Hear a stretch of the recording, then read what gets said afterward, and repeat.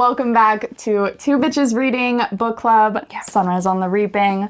Pause. Spoilers ahead.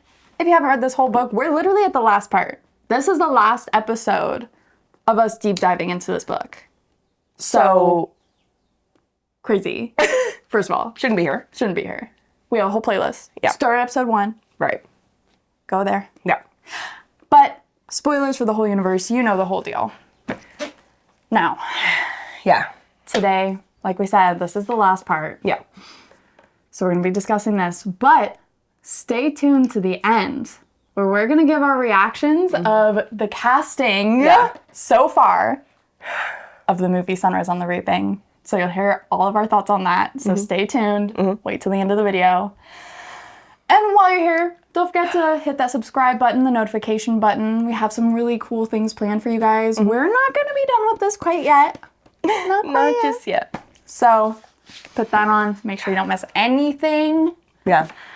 Let's get into it. This is serious. But this is the death we're about to see. Calm down. Let's focus. Focus. Lock in. Recollect. So, where did we end? We had one of the most beautiful scenes I think we're ever going to see in the Hunger Games universe. Yeah. That truly just is the pinnacle of what Suzanne is trying to say in this. Where these are just kids at the end of the day. Yep. And we had Welly and Hamish up in the tree, and we had Silka down below crying. Hamish got some chocolate, and he gave it to everybody. Dropped some down to her. Yeah, I cannot wait to see that. Me too.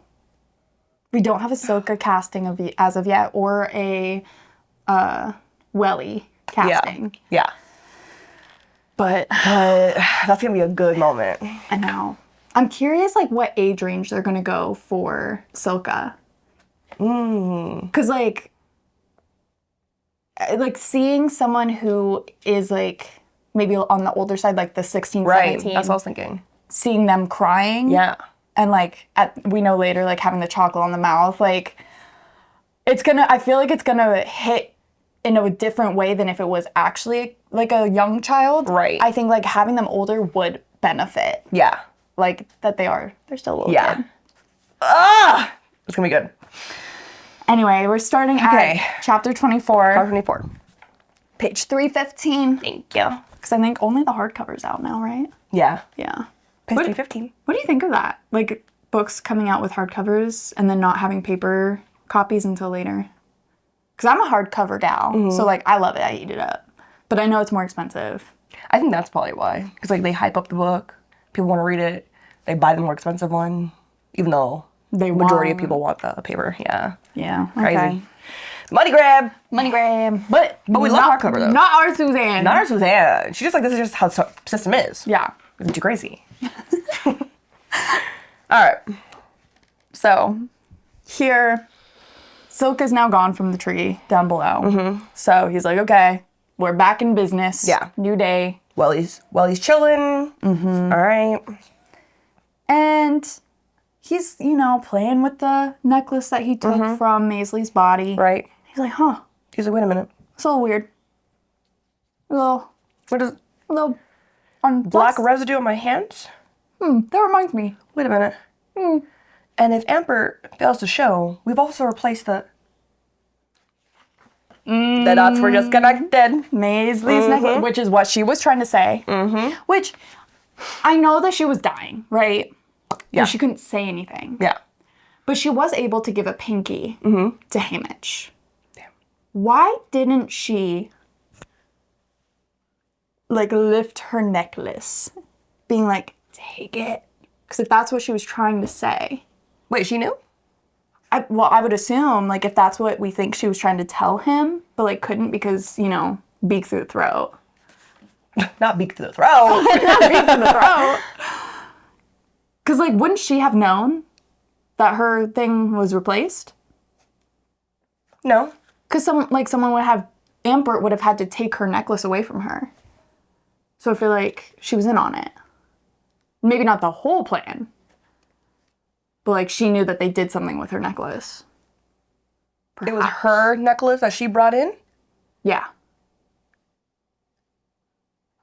To me, I didn't think she knew. Oh, okay. Maybe she didn't. But no, she was trying to like. Either way, Hamish got it. Either way, it worked. Either way. But Yeah. so yeah. So low key is like, oh, it's from her token. All right, one last chance. One final opportunity to ruin the games in a way the Capitol can't conceal. You know what? Good for him for not giving up. No, he's like, I'm going to go down in a blaze of glory. Oh. Yes. Okay. And here, though, the symbolism. Because we've got the cornucopia. What possible target remains?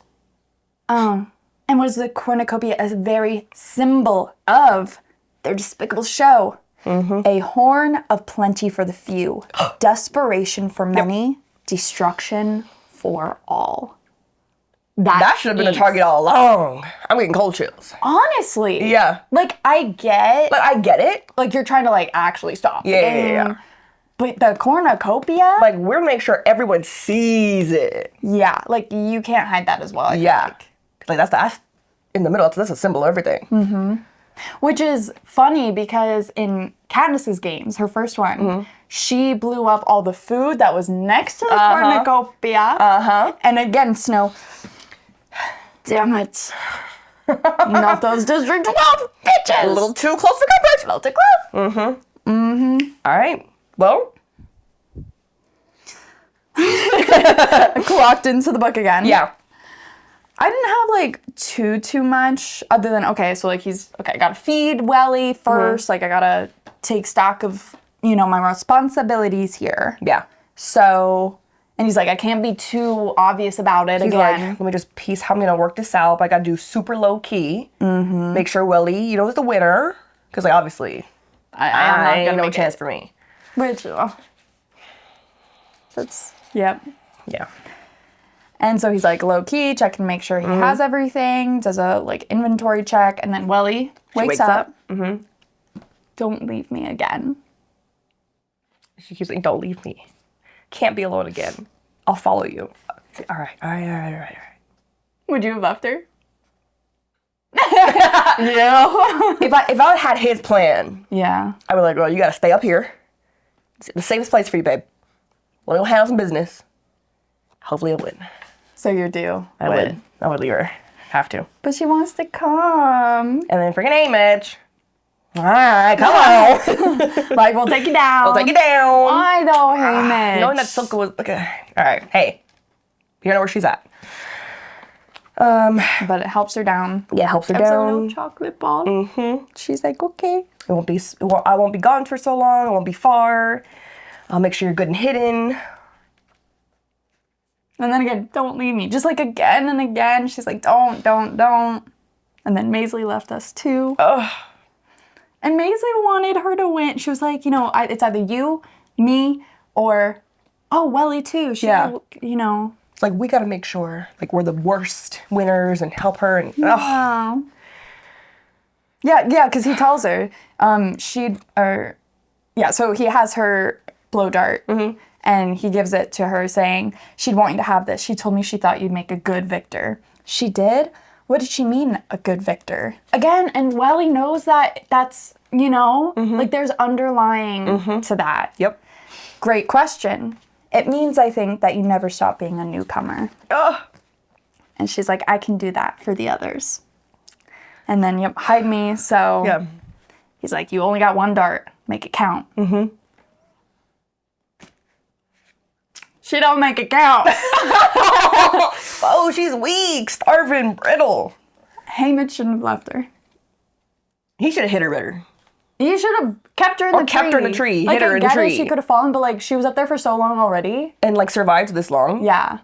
And you didn't see Silka. Silka can't climb. No, obviously. Should have done that last night. Exactly. Or but she's so small and frail, and he could carry her down a tree. Right. That takes skill. Yeah. Put her on your fucking back. Put her in a little backpack. Like, yeah. Tie her arms and legs together. Exactly. Like something. Yeah. Here, hide. Or at least do a little PETA treatment. Cover her with some mud, paint her. Yeah. So he leaves her. And then he gets a little package from the wind. And what is it, Bree? What is it? I squat down, I tear it open, and find an ornate picnic basket. A card of thick paper rests atop it with the words, courtesy of the Capitol. Oh, where have we heard that before? He's looking at it, he's like, wait a minute. It's cool, creamy milk. If this is not the picture from Plutarch's library, it's an exact replica. What would you think of this moment? Like if I was Hamish? Yeah, because he's like, is it Plutarch? Right. But also like Plutarch's smarter to tie himself to that. Or is it, Snow being like, I would know what you did. 100% think it's Snow. Me too. I'd be like, yeah. I would like, oh.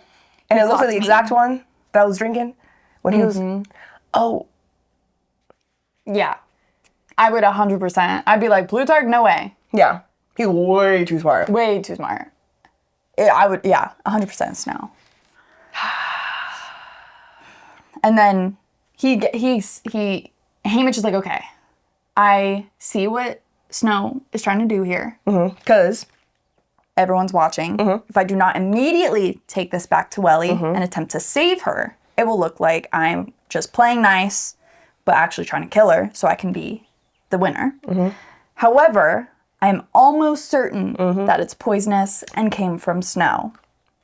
And then he's like, okay, so... like Plutarch, he ain't gonna link that to himself. He knows that. So what does he do? And so... He's all like, damn, it's from Snow, this milky death. I am completely in Snow's power and his to manipulate, his puppet, his pawn, his plaything. It is his poster I am painting, his propaganda. I'm trapped into doing his bidding in the Hunger Games, the best propaganda the Capitol has. My paw must be rolling in his grave. But like, why is that your only like option? because like he's like, Willie will be killed, da-da-da. And he's like, oh, it's gonna make me look bad, da-da-da. I must drink the milk. The time is now. Game over. But then he's also like maybe, like, what if I tried to, like, pretend to trip and drop the pitcher? Yeah. But, like, yeah, just do that. Or just throw the fucking, just be like, poison. Yeah. But then would it be, like, if this is a gift from your mentors or whoever, why would you not, like, as the viewers? But, like, does that even matter? I know. Like, at this point, you're down to the bottom 3. And it's, like, super expensive to send gifts at this point. Yeah. So, like, no one's gonna, like, I'm not gonna send it to him now. Like, they don't have money. Yeah. So, like... Like, yeah. I was like... Cradled.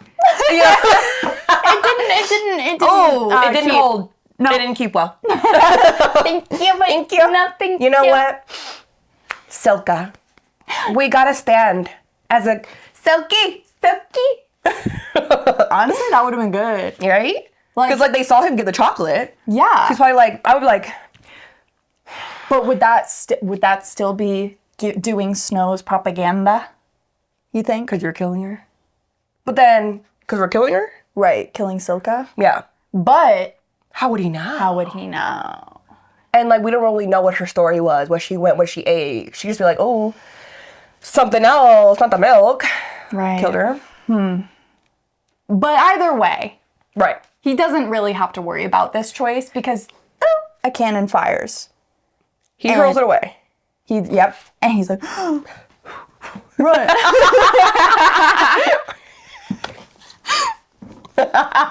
Look, I'm an actor. You're an actor. I love Which, it. I love, like, I'm getting so many videos on my TikTok page of, like, people being like, man, I'm so sad I didn't even get the part that I didn't get to audition for. And I'm like, I feel that in my bones. Literally. Yeah, I'm like, Like, what, you damn. didn't see me and want to give me the fucking role? Literally, like, I was reading it out loud in my room. You didn't audition? Hello? Okay. Disrespectful. So disrespectful. Okay. But yeah, this is serious. But this is the death we're about to see. Calm down. Let's focus. Focus. Lock in. Recollect. Rounding a final clump of saplings, I freeze in horror at what awaits. Silka stands like a statue, her snot green outfit splattered in bright red. In her right hand, her axe. Her left holds Welly's head. eyes still open, mouth agape. The only movement, the only sound comes from the blood dripping into the pine needles on the forest floor. Welly's body lies crumpled in a heap a few feet away. The shiny silver bicycle bell, the blowgun, the child-sized boots, the tiny knife in her bird claw, dove-colored feathers, headless baby chick.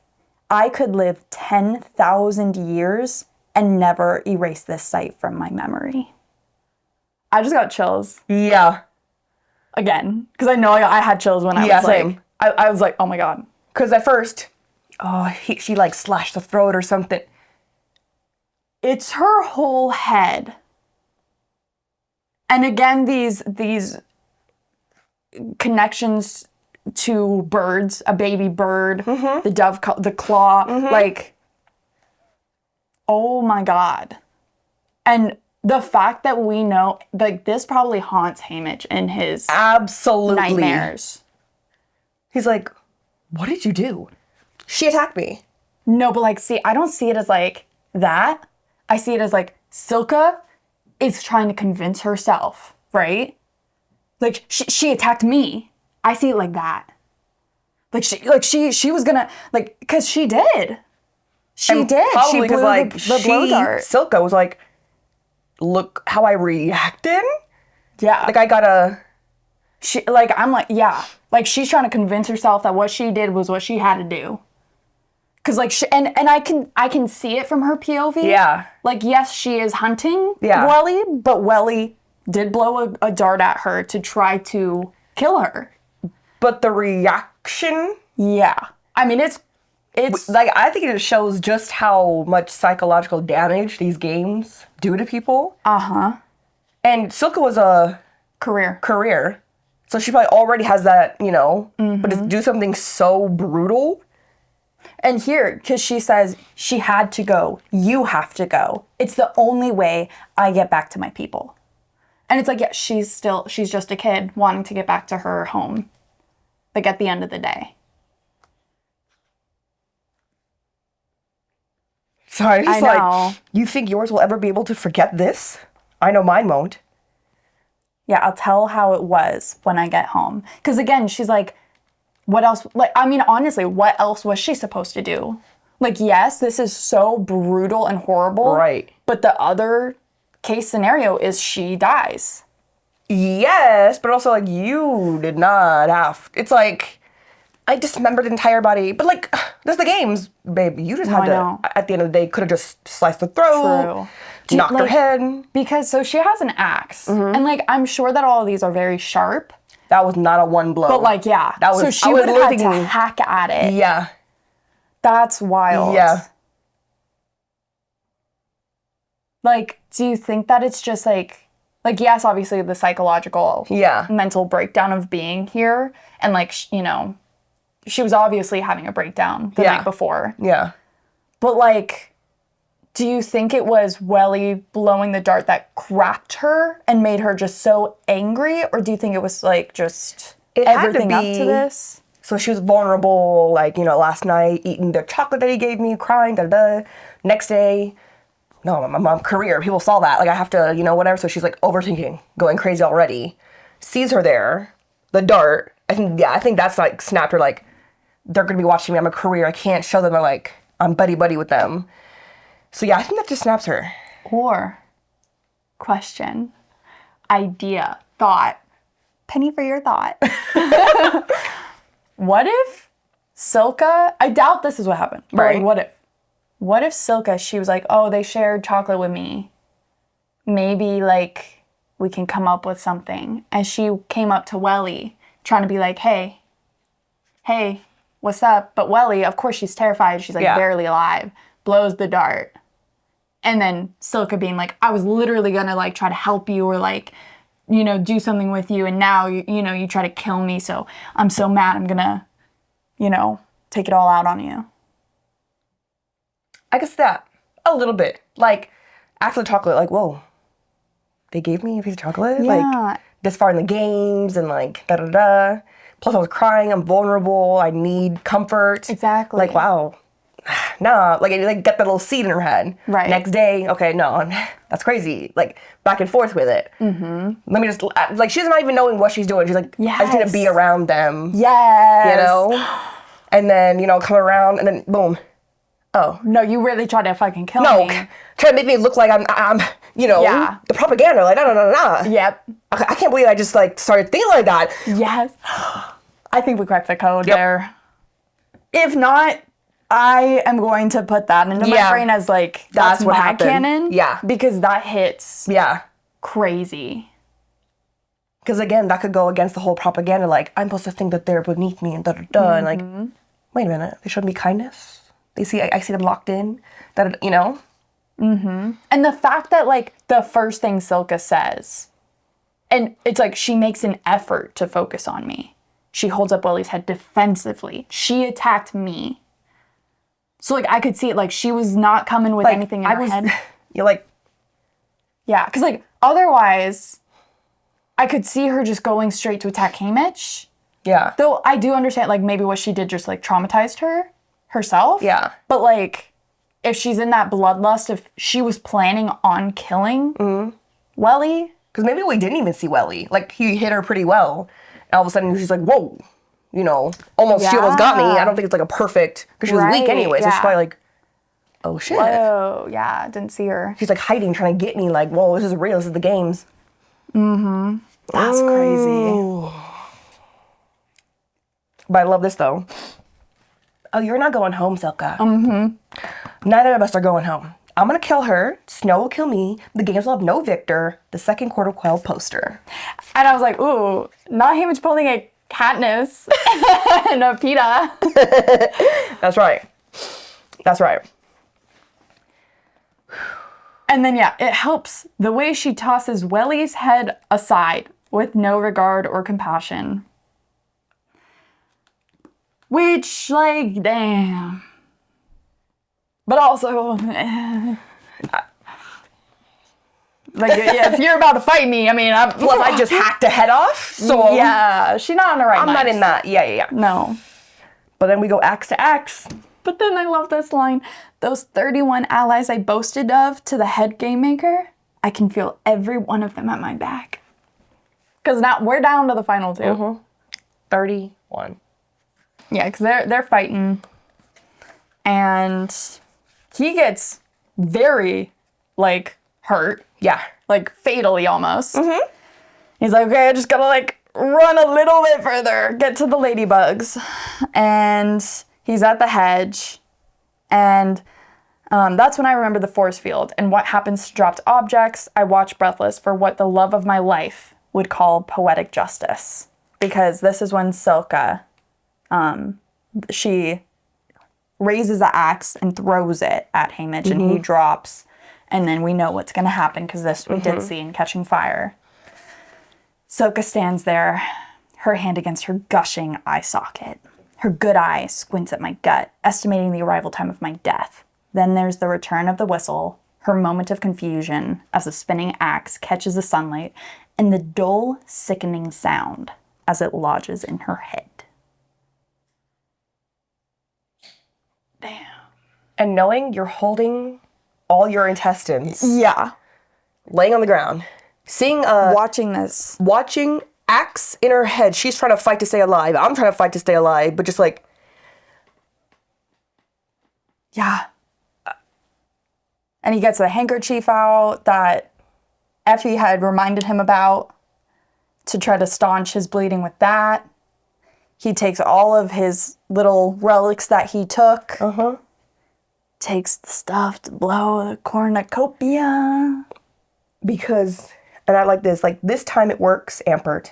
Loose cannon going off, Luella, Wyatt, Lulu, Welly, I pinky swear Maisley, pay attention, Pan Am, newcomers land on top. Newcomers land on top. That must have been, I mean, not that he said this out but loud, but like Snow, if he heard that, he'd be like, Snow lands on top. That's my line. Newcomer?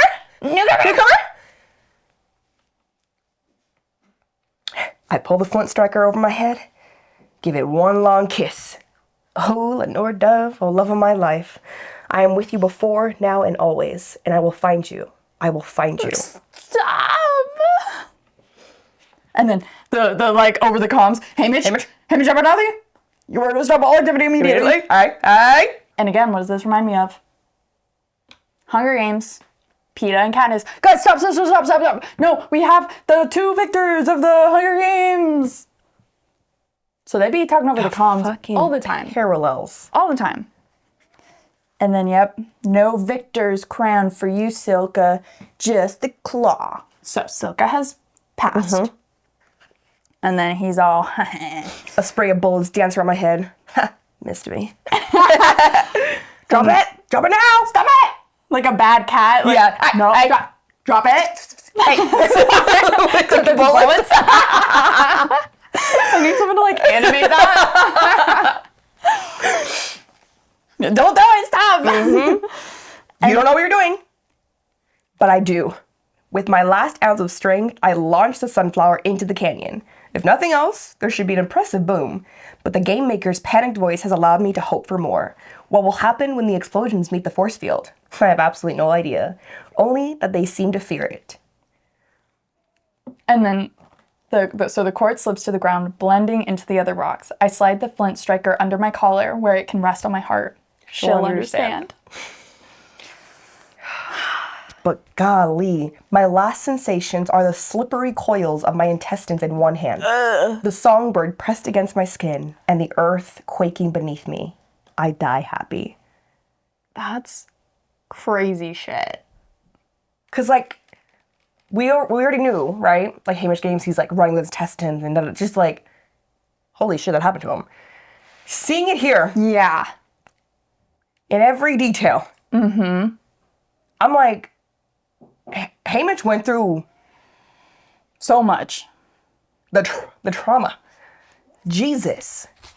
Yeah.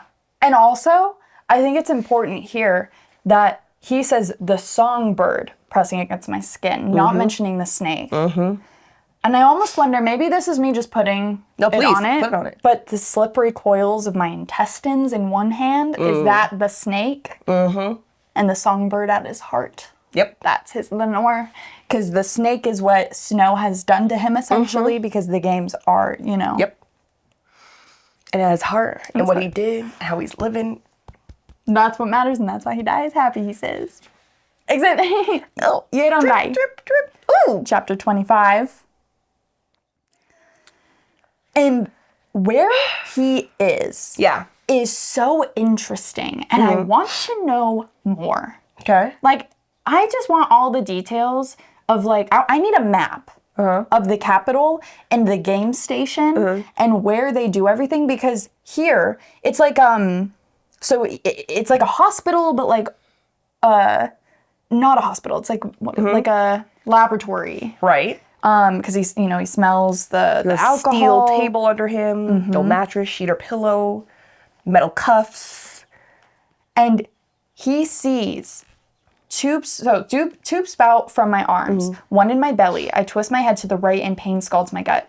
A few feet away, faces press against a glass wall, tongueless mouths open, Avoxes, unclothed and dirty, paw the glass, begging me for something I can't give. Terrified, I turn to the left. But like, they're just, again, dehumanized. What is that? And why are they there? Why are they being held there? Have they just been turned into Avoxes? Is this where they turn people into Avoxes? Why are they unclothed? Why are they pressed against a window? Why can he see them? Like, yeah. Like, yes, we can know that Snow wanted Hamish to be in here and show him. Mm-hmm. But if he's unconscious, because like... Well, he knew he was going to wake up. Like, how long were they there then? Who knows? Exactly. It's just crazy. And I was like, is this also like where they make mutts? Because if they have the Avoxes who they are dehumanizing, like they like don't even see them as people, I could see this being the same laboratory that they like maybe made Lulu, where they make mutts. Yep. Oh, this is where they do all that. All the crazy mad scientist shit. Right. Human centipede. Type shit. Yeah. That's what this is giving. Yeah.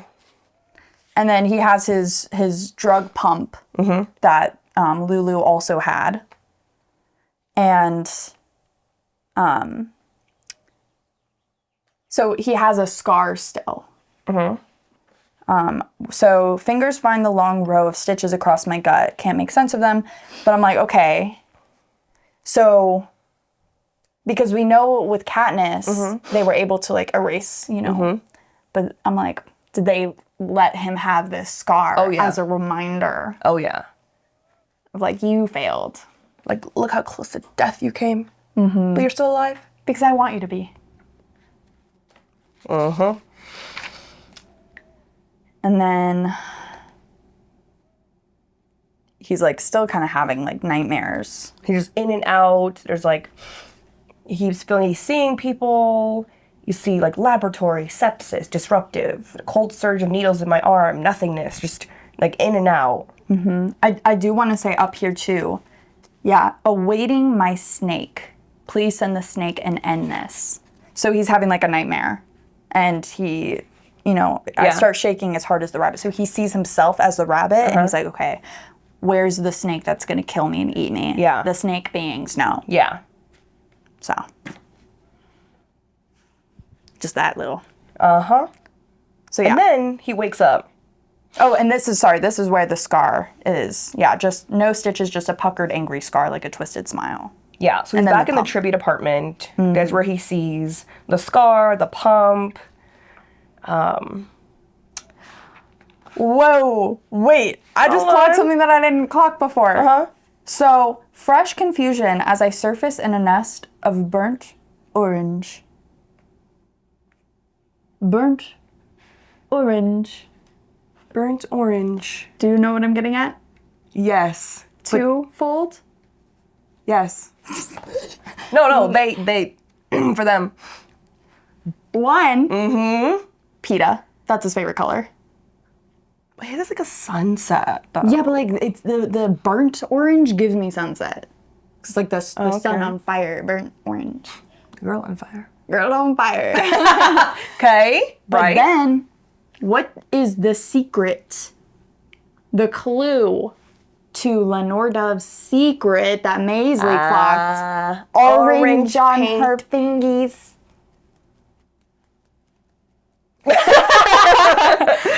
Sorry, that was a little thing there, possibly. No, Suzanne was being low-key with that one. She was. She's like, no, they'll clock it. like, They'll clock it. there's someone's gonna get it. Yeah.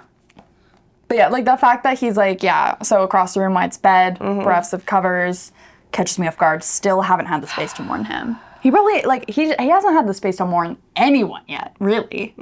Like, bro. And then no one's there.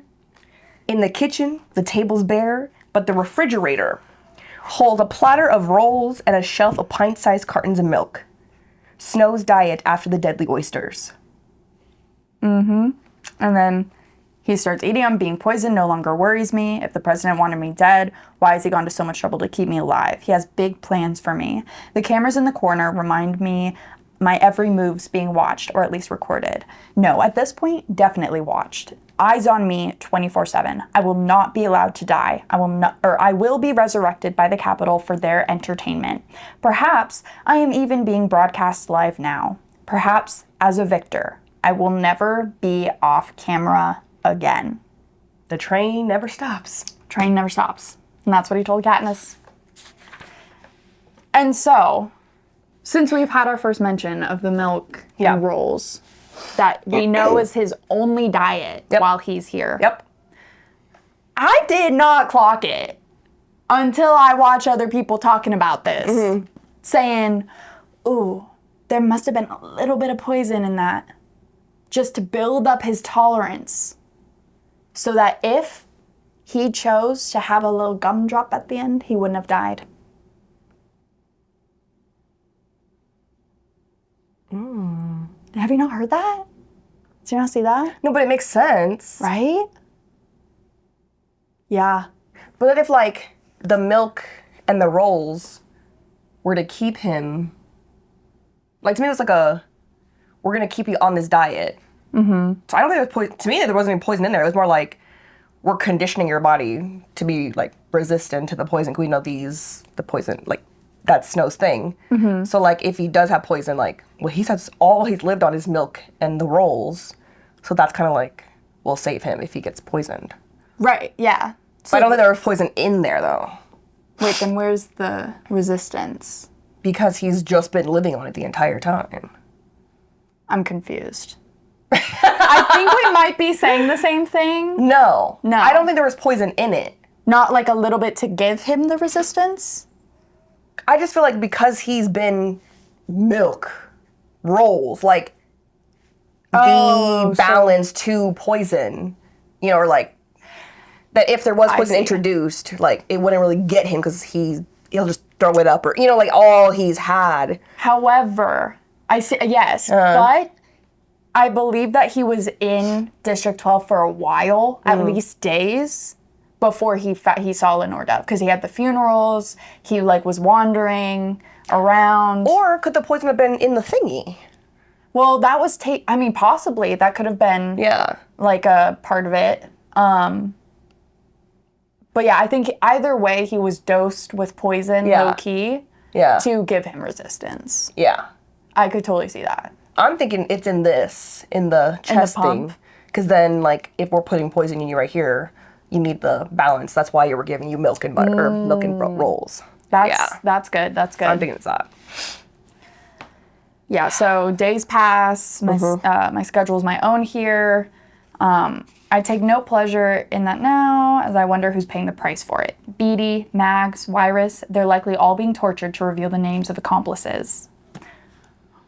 Which we know later, yes. Mm-hmm. And we also know that this is going to be the start of Wyrus losing her mind a little bit. That's crazy. Because of this. Yeah. And then he's like, okay, I can't think about my family. I can't think about Lenore Dove. Like, I'm just gonna be sad. Yeah. And he thinks about Beatty. And he's like, okay, well, Beatty lost his son. Like, what about the rest of his family? Mm-hmm. Which, at least from what we know in Catching Fire, Beatty's family was never mentioned. Yeah. We know it said that he had a wife and a son on the way, or a kid. Yeah, a kid another on the way. Kid. Yeah. So I'm sure was it after this, or was it after something else that's gonna happen? I could see it being like not right after this. We'll keep you on your toes, Beatty. Yeah. Or like something. Yeah. Like a freak accident in a year, or like a couple months or something. Because, like, he literally was serving a punishment. Right. Seeing, but then he did something else during that. I know. So, does that count as a punishment for this? Or is it like, oh, you did, get him, wife, son. Again, you and I discussed this before, but, like, to me, how do you control someone like that? Right. Like, if I was in Snow's shoes, like, I don't care how smart this man is. Yeah. He's dying. Because, he cannot be... We had his kid reaped. He saw his child die. And during that, using his kid for another, attack. So you're just gonna, kill the rest of his family? Right. Because then, I think it's worse if we just killed his son. But, on display in the games, top notch. Mm-hmm. And that still didn't deter him. Right. So if we're saying, all right, well... kill his other wife and kid. So you think that's going to do anything? Exactly. At the end of the day, yes, it's going to be heartbreaking, but, Beatty, he's got his goal. Because if that didn't deter him, yes, that would be, now he has nothing. But, what will? But now it's now I have nothing to lose. You're just giving me even more fuel. Yeah. That's crazy. Yep. So he's, living through apartment, not giving a fuck no more, yada yada. And then one evening, a haunting melody weaves through my dreams. I startle from sleep, calling Lenore Dove's name. The television glows. On screen, a girl in a rainbow of ruffles sings a familiar tune with unfamiliar words. It's sooner than later that I'm 6 feet under. It's sooner than later that you'll be alone. So who will you turn to tomorrow, I wonder? For when the bell rings, lover, you're on your own.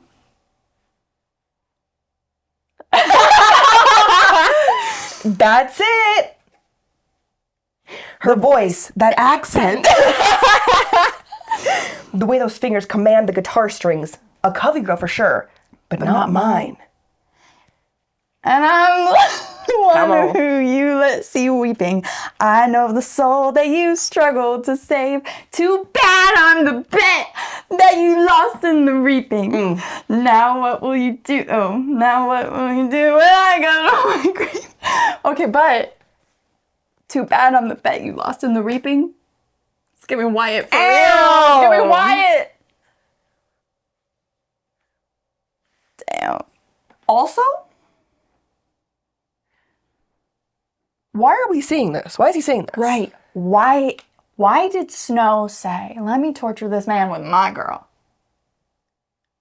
To me, I was like, okay. I was like, Lucy Gray, why show him this? Right. For Snow to show that he had a Covey girl once too? And just be like, look what we did to her. And like, cause like, you know, he talked to Hamish about it. But now it's like, this was mine. She was just like you a little bit. Just like your girl, too, a little bit. Yup. And you don't even know anything about her. And I can make y'all just disappear like that. Yep. He said, here's my Covey girl. You don't know nothing about her, which is crazy. What about your Covey girl? Oh, what's gonna happen to her?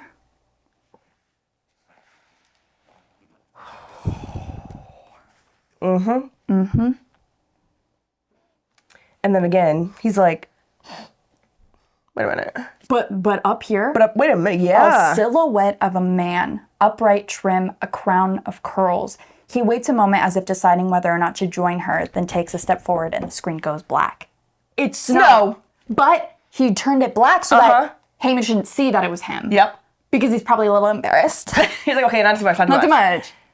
But like, that was me and my girl who I killed. But I can have proof, because like, whoa, I'm Snow. I don't. Yeah, but 12. These are 12. Ew, no. And then he's like, yeah, okay. The reaping, Smart she Hamish. said, must be. Why else would a Covey girl be in the Capitol? Could this girl be District 12's one and only victor? Suddenly, I'm sure she is. No wonder Lenore Dove never wants to talk about her. She knows the story, but it's too secret, or perhaps too painful to even share with me. I think about the bits of color Lenore Dove adds to her wardrobe, the bright blue, the yellow and pink. Are they scraps from this girl's dress? A way to keep her memory alive? What color name did the rainbow girl carry to the 10th Hunger Games? What happened to her after? Did she come home? Did she die in a nightmarish lab? What did she do to be erased so completely? So I feel like this is Snow giving that threat of like, I can erase. Which he kind of did. He did it. He erased the whole Covey. Yep. Like, yes, there's still members of like the Yeah, but we never hear about a but Covey. I would just be like, oh, Lenore Dove? Shit. Yeah. I'd be worried. Yep, and then oh, you're done here, so what? Oh, because he was like, who is that guy that she reached out to? Da-da-da-da-da. And then, no, wait. Someone here remembers the Covey. Someone who knows how they name their babies, love their birds, intimate personal knowledge. The information I attribute to the Capitol informers could have been an entirely different source. He's like, wait a minute. 40 years ago. President Snow would have been 18 during the 10th Hunger Games. The Covey girl would have been no older. The curly-headed man in the shadows she'd be reaching out to, was it him? Thinking back to the library? Oh. Yep. Oh, Lenore Dove, what have I done to you? How will you pay for my surviving the Hunger Games? Yeah. Don't worry about it yet, Hamish. She's good right now. She's good right now. Snow's got cool. something special in store for her. Oh. And then, of course, Peacekeepers barge in. an Effie. And here again, so like Hamish is going crazy. He's smashing shit. The peacekeepers are here, handcuff him. I'm skin and bones, wearing dirty pajamas. My bare feet bleed freely from the broken glass. Somewhere in the last few weeks, my nails have turned to claws, my hair to fur. I've killed multiple times and preserved no life but my own. I left a simple district piglet and returned as the murderous beast that they always suspected lay in wait. So again, just like back to that. They've made me into what they believe, you know? Yep. And of course, but you can't keep Effie down. She holds up a white rose. Snow. Just, it's like a, look what we turned you into, exactly what you are. Here's a little white rose to know we always land on top. Yep. And so they are having a little conversation after getting him all cleaned up a little bit. And she gives him the flint striker and says, okay, gotta put it over your shirt. He said to keep it out where everybody can see it. Magno did? Asked Effie. No.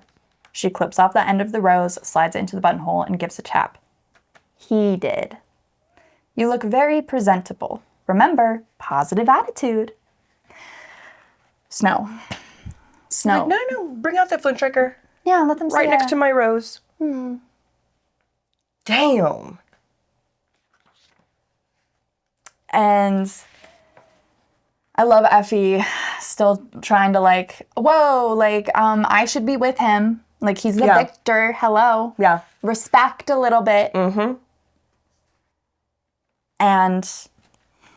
That was... I cannot wait to see this. I swear to God, if Elle Fanning is not... No, you don't like that? No, I love that. Okay. But I was gonna fight. I saw somebody else and I was like, bruh. Who? From Bridgerton. Miss with the big, always with the big shoulder puffy stuff. Oh! I saw that and I was like, That's interesting. I can see that. She does look like a young... Just like a... yeah. But, you know, I can literally see that energy. I see that. Yeah. But I see Elle Fanning. But Elf, yeah. No, but Elf. But I cannot wait to see this in the movie. Yeah. Because here they are, like just the two of them, and Haymitch says, I won't hurt you. And like he's muttering it because like, you know, he's still like traumatized. I'm a beast, you know?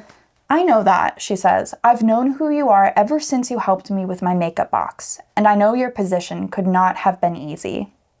Thanks, Effie. But they really are for the greater good. The Hunger Games. And now she's lost me. And it's like, she almost has it. Yeah.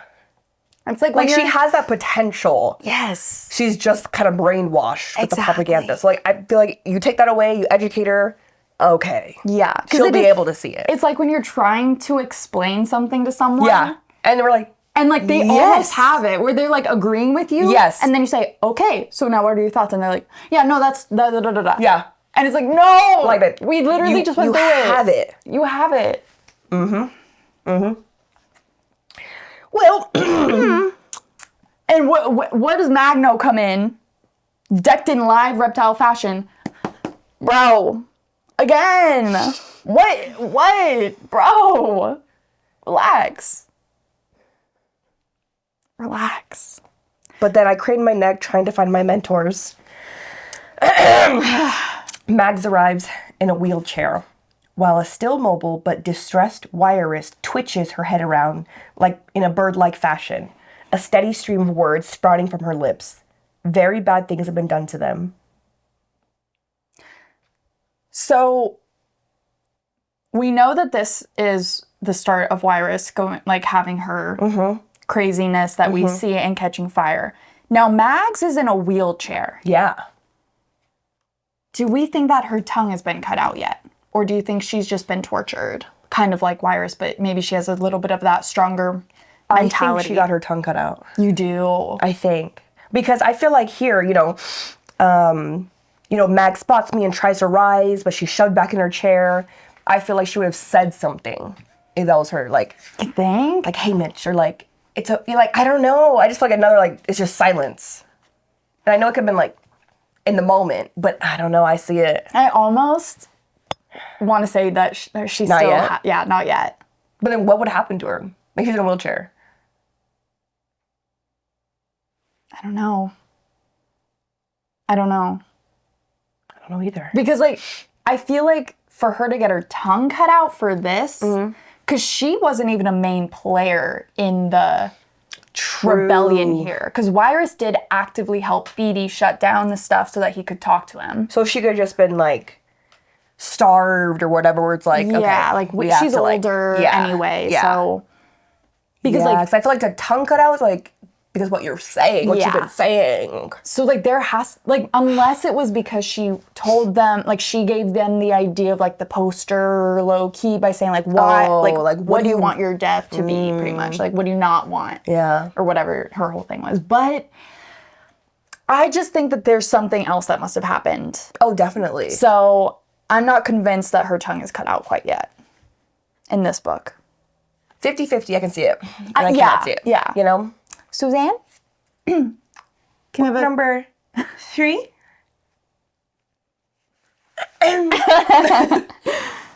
Yeah. You know what I mean? Because we know she becomes really close with Finnick. Could have been during Right. his games? Yes. Yes, absolutely, yes. Because, like, that's such a... No, we locked in. That's like my mom. That's like my... like, No. It's locked in because with them, too. she was his mentor. Yeah. And I feel like you cannot be a mentor if you don't have a mouth or a tongue. Yeah. Okay, not 50-50 anymore. Not 50-50. No. They just, like... No, we just gotta, torture everybody, so, starve you and whatever. It was...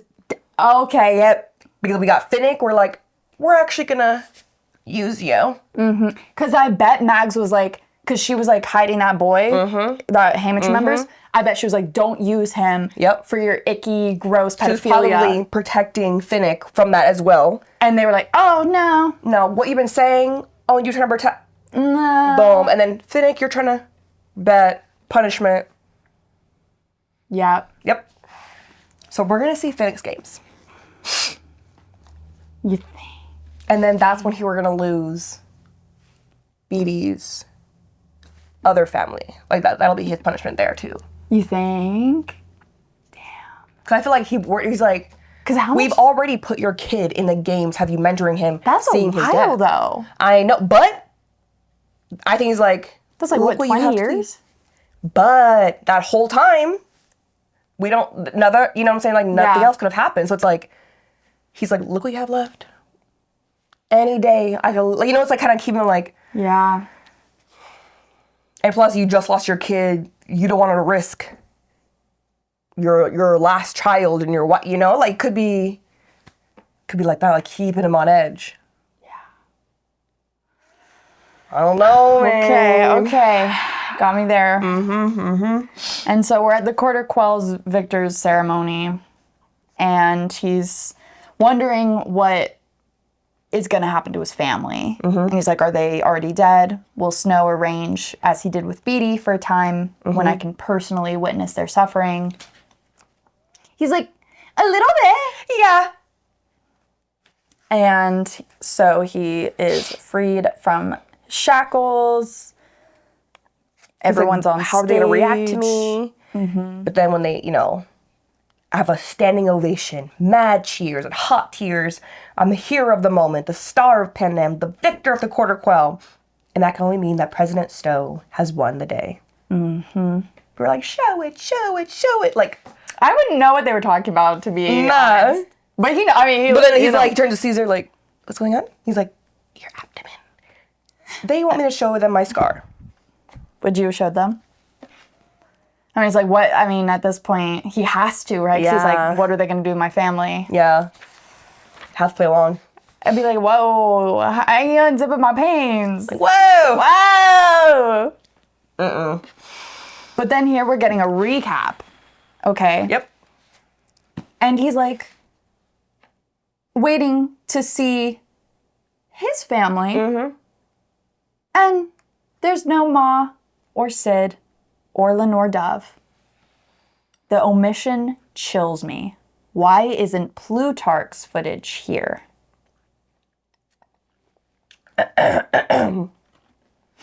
And I want to scream out the truth. A boy's head was blown off. People in 12 were shot. My reaping was rigged. But I just sit there, mute and radiating implicit submission. Snow has me by the short hairs, and he knows it. He's seeing his interview with Caesar before, seeing what we saw in Catching Fire, so that, like, rascally, like, I don't see that it makes a difference. They'll still be 100% as stupid as usual. But the careers have been edited to appear smarter, the newcomers less unified. Yeah. Just everything completely changed from what we know it in Catching Fire from Katniss's POV. And then, so the rascal's just a jackass. So they turned him into, like, a selfish, stuck-up jerk. And now we're in the arena. He has to watch all of this. In front of everybody. This is his first time watching this. So he has to see Wyatt's death. He has to see Lulu's death. He has to see Maisley's death. His little doves. And how they manipulated it and changed it. So it's not even the true... And he has to stand there smiling. Like, how horrible. And, like, he has to stay up there, like, smiling, like, kind of, you know, playing along. It's crazy. It's crazy.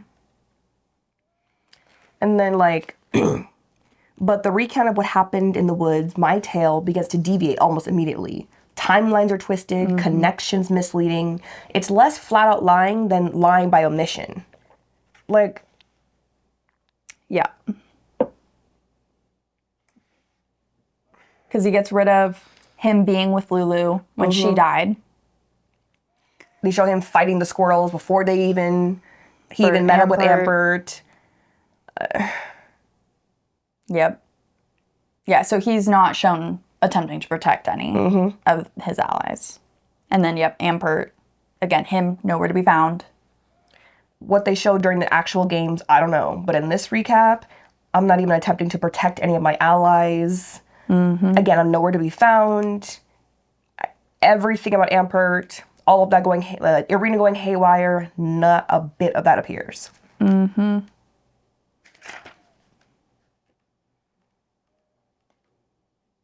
then he sees himself. Now, from a third-person perspective of him killing people. Which, oh my God.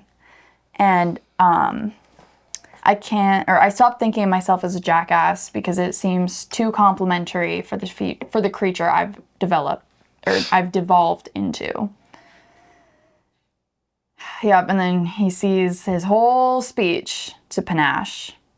So they didn't even have to cut that out. And then, okay, Maisley, I am mortified to be sitting here.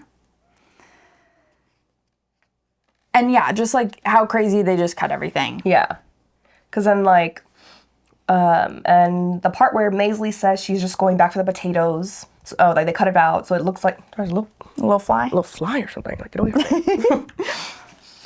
So it looks like we've really decided to split up. To my surprise, they keep my discovery of the force field. I guess they need it for Silka's death. But pink birds attack Maisley. She screams for the first time. I look like I might be redeemable because I run to her aid. Oh, no. They haven't turned this into a redemption story, have they? Selfish rascal learns to care about others. Please tell me no. Oh, so they do have... Okay, because we were saying, like, maybe they took out, where Welly with the head. But no, it does say here. As I run through the woods, they've added the sound of Welly screaming, which didn't happen. I appear to have finally remembered that I belong to a wider alliance, so I'm going to the rescue when the cannon sounds and I come upon Silka, Welly's head in her hand. And then cut to Mariette dying. Because, like, it's crazy because she's been dead at this point. People must know that. Does no one remember? Did they just not care? Or during the games, did they show the audience a different sky? Or none at all? And then their lack of discernment transforms the recap, validating it as truth. I hope those in the districts can still see it as the piece of propaganda it is, but no telling what they've been fed. And now this is like the last Silka versus that fatal Haymitch. wounds are exchanged. Yep, and then everything with the bomb is just done. Yeah.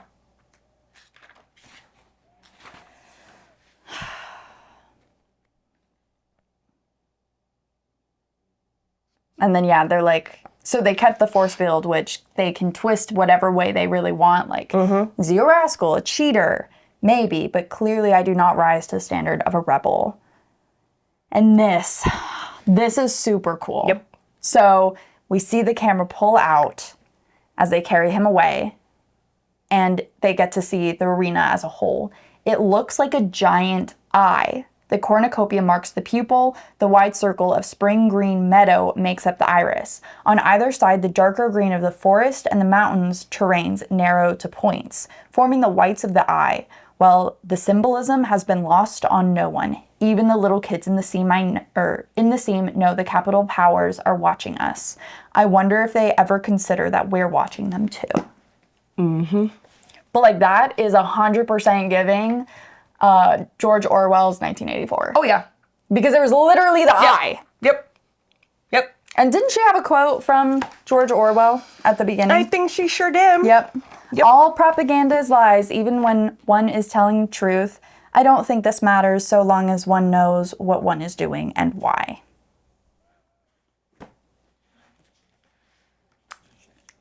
Now, there's some people in our comments that we won't be fighting. Propaganda goes both ways. Should I cut that out?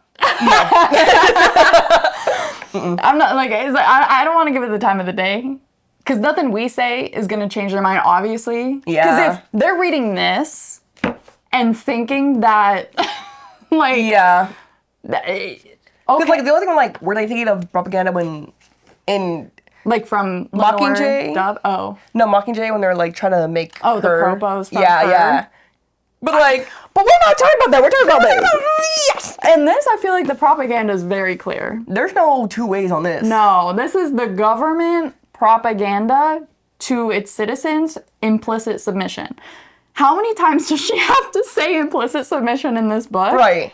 To understand what this is telling you. It goes both ways, though. But we did have someone say that that our podcast is underrated, and that they love that we're not just deep diving into the book, but that we're relating it to real world events. And I appreciate that. I love that. Yeah. Because, like, bro, that's the reason for these books. Seriously. Suzanne says it how many times? Yeah. She writes a book when she has something to say. Yeah. Anyway. Right. So then President Snow's there. He has a blood red rose on his lapel, a golden crown. He places the crown on his head, heavy and trapping. And I guess Snow lands on top. He merely smiles and says, "Enjoy your homecoming." No, because I bet he also had that flashback when he was putting the crown on Katniss and they had their little... No, this man is just haunted every day. It's just like, sometimes, so bad baby, for you him. gotta let it go. Yeah, I feel bad for him, honestly. He needs to go to therapy. Heavy.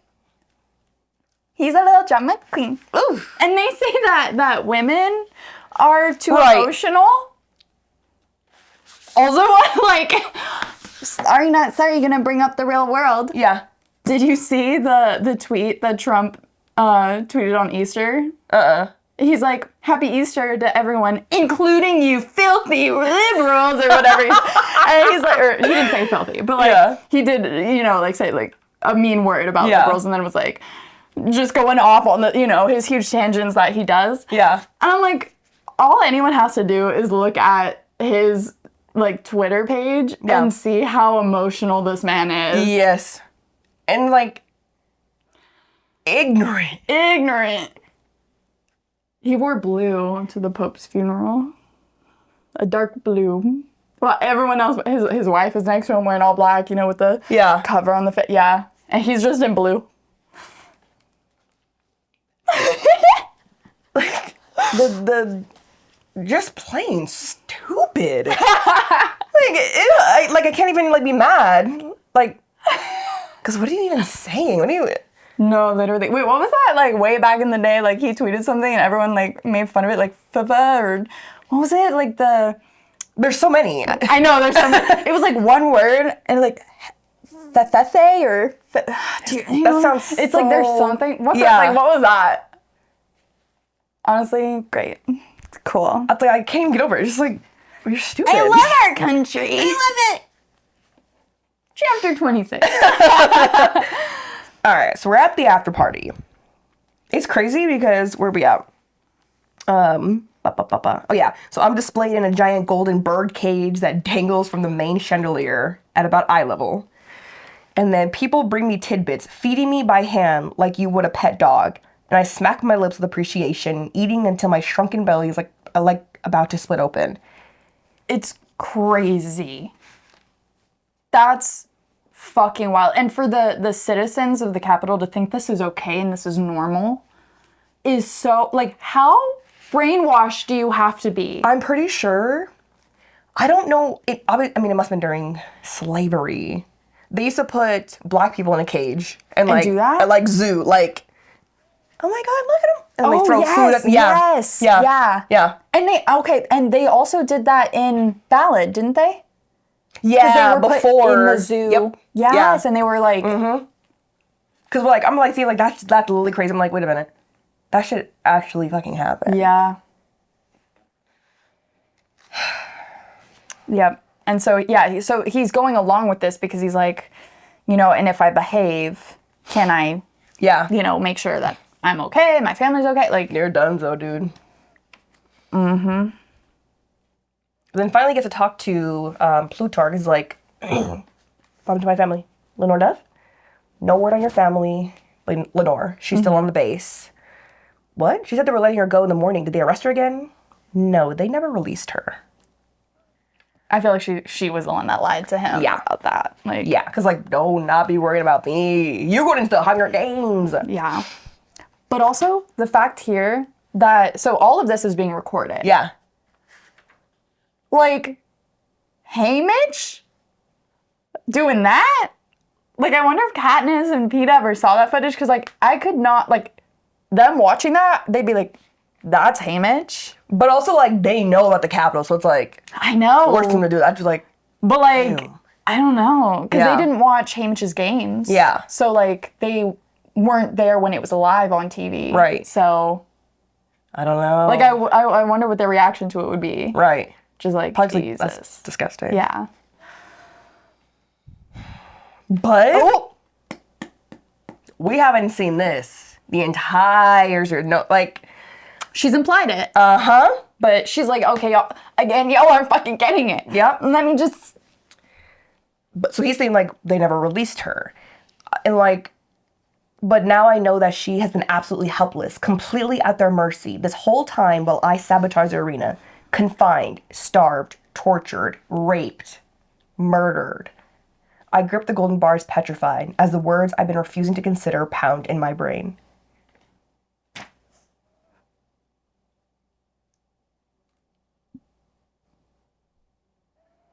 And then, yep, that woman with the cat ears has a little shrimp. Open up. He eats it because, again, I cannot quit now. Lenore Dove's life is at stake. I love that she put that, though. Yeah. Because that shit's fucking real. And the only person keeping an eye on him this whole time is Effie. Yep. Again. Yep. Our girl. She has a good heart. She definitely has that potential. She's just brainwashed. Her brain is not there, but her heart is there. Yes. Yes. And so for the next 10 days, he's carted around the Capitol to parties and interviews and fashion shoots to publicly revel in my victory. Finally, after an all-night party at the Capitol Zoo, which I'm sure Snow was like, I need to turn this area that she was in into something. Gotta twist it. Always, always. Jesus Christ. And there's more propaganda banners. And they finally remove his pump that he's had. So the drugs are wearing off and his scars start to hurt. And he's just now in pain. Yeah. Because the tour is over, right? And he's still on that. The pieces come with a roll, carton of milk. Still on that snow diet. and the train's not moving. He's like, why? Been waiting for your friends. He replies, the peacekeeper, with a nod to the window, then goes, my friends? I have no friends here. Does he mean my team? I look out the window of my cell. 3 carts are being rolled down the platform. Each carries a plain wooden box. After a momentary confusion, I put it together. They are coffins. Luella, Maisley, and Wyatt will be riding home with me. Do you think, like, that if Katniss had won without PETA, that they would have done the same thing? Like, PETA's body. Like, do you think every victor has to go through this? Yep. That's crazy. I thought they're going to be resting at home in District 12. Instead, we will finish this journey together.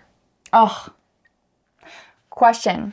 Do you think that in that coffin is Luella, Lulu, or do you think it's empty? I don't know.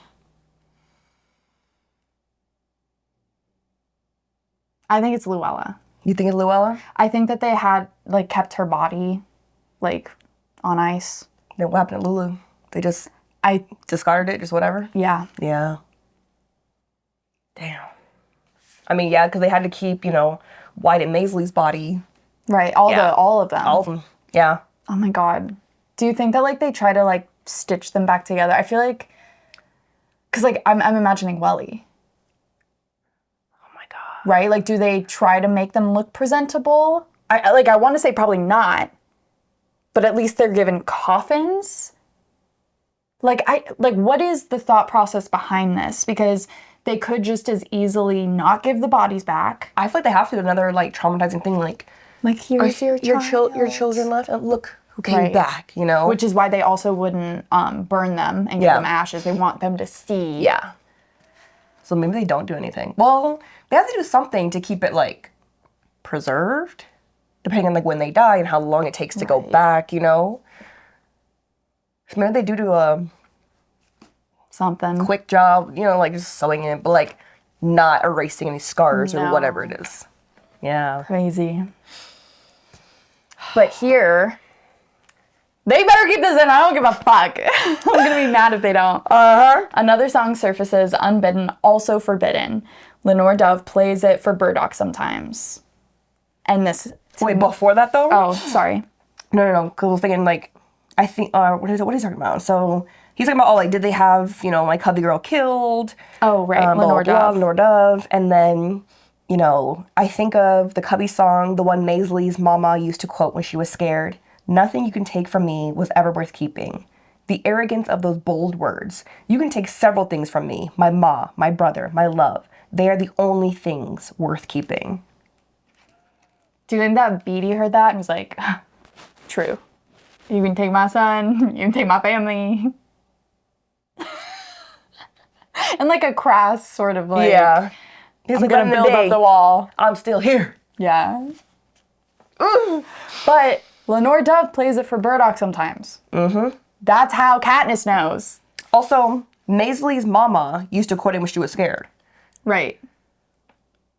Because Maisley told him that earlier. All right. But, and then he was like, oh, that sounds like, a song. And she's like, oh, I don't know a song. Like, it was just a quote. Is her mama something? Her grandma. Yeah, but like, mama. Oh, I think that she was just alive during that time? Yep. Probably... Like, saw Lucy Gray get reaped. Heard the child, because she does that when she's scared. Totally. Okay. But then, another song. Lenore Dove plays it for Burdock sometimes. So that's where Burdock learned it and got to this. If they have this, do you think it would be Lenore Dove, like her voice singing it in the background? Or do you think they'd use a Lucy Gray track? Oh, I see the little fly. Yeah. I feel like they'd have to have Lenore. Yep. Yeah. I see the little fly. I know. There's a little fly trying to get in on this. Get it. So, it's the Hanging Tree song, which we didn't even say. Oh, my God. But if you read it, if you're following along. You know.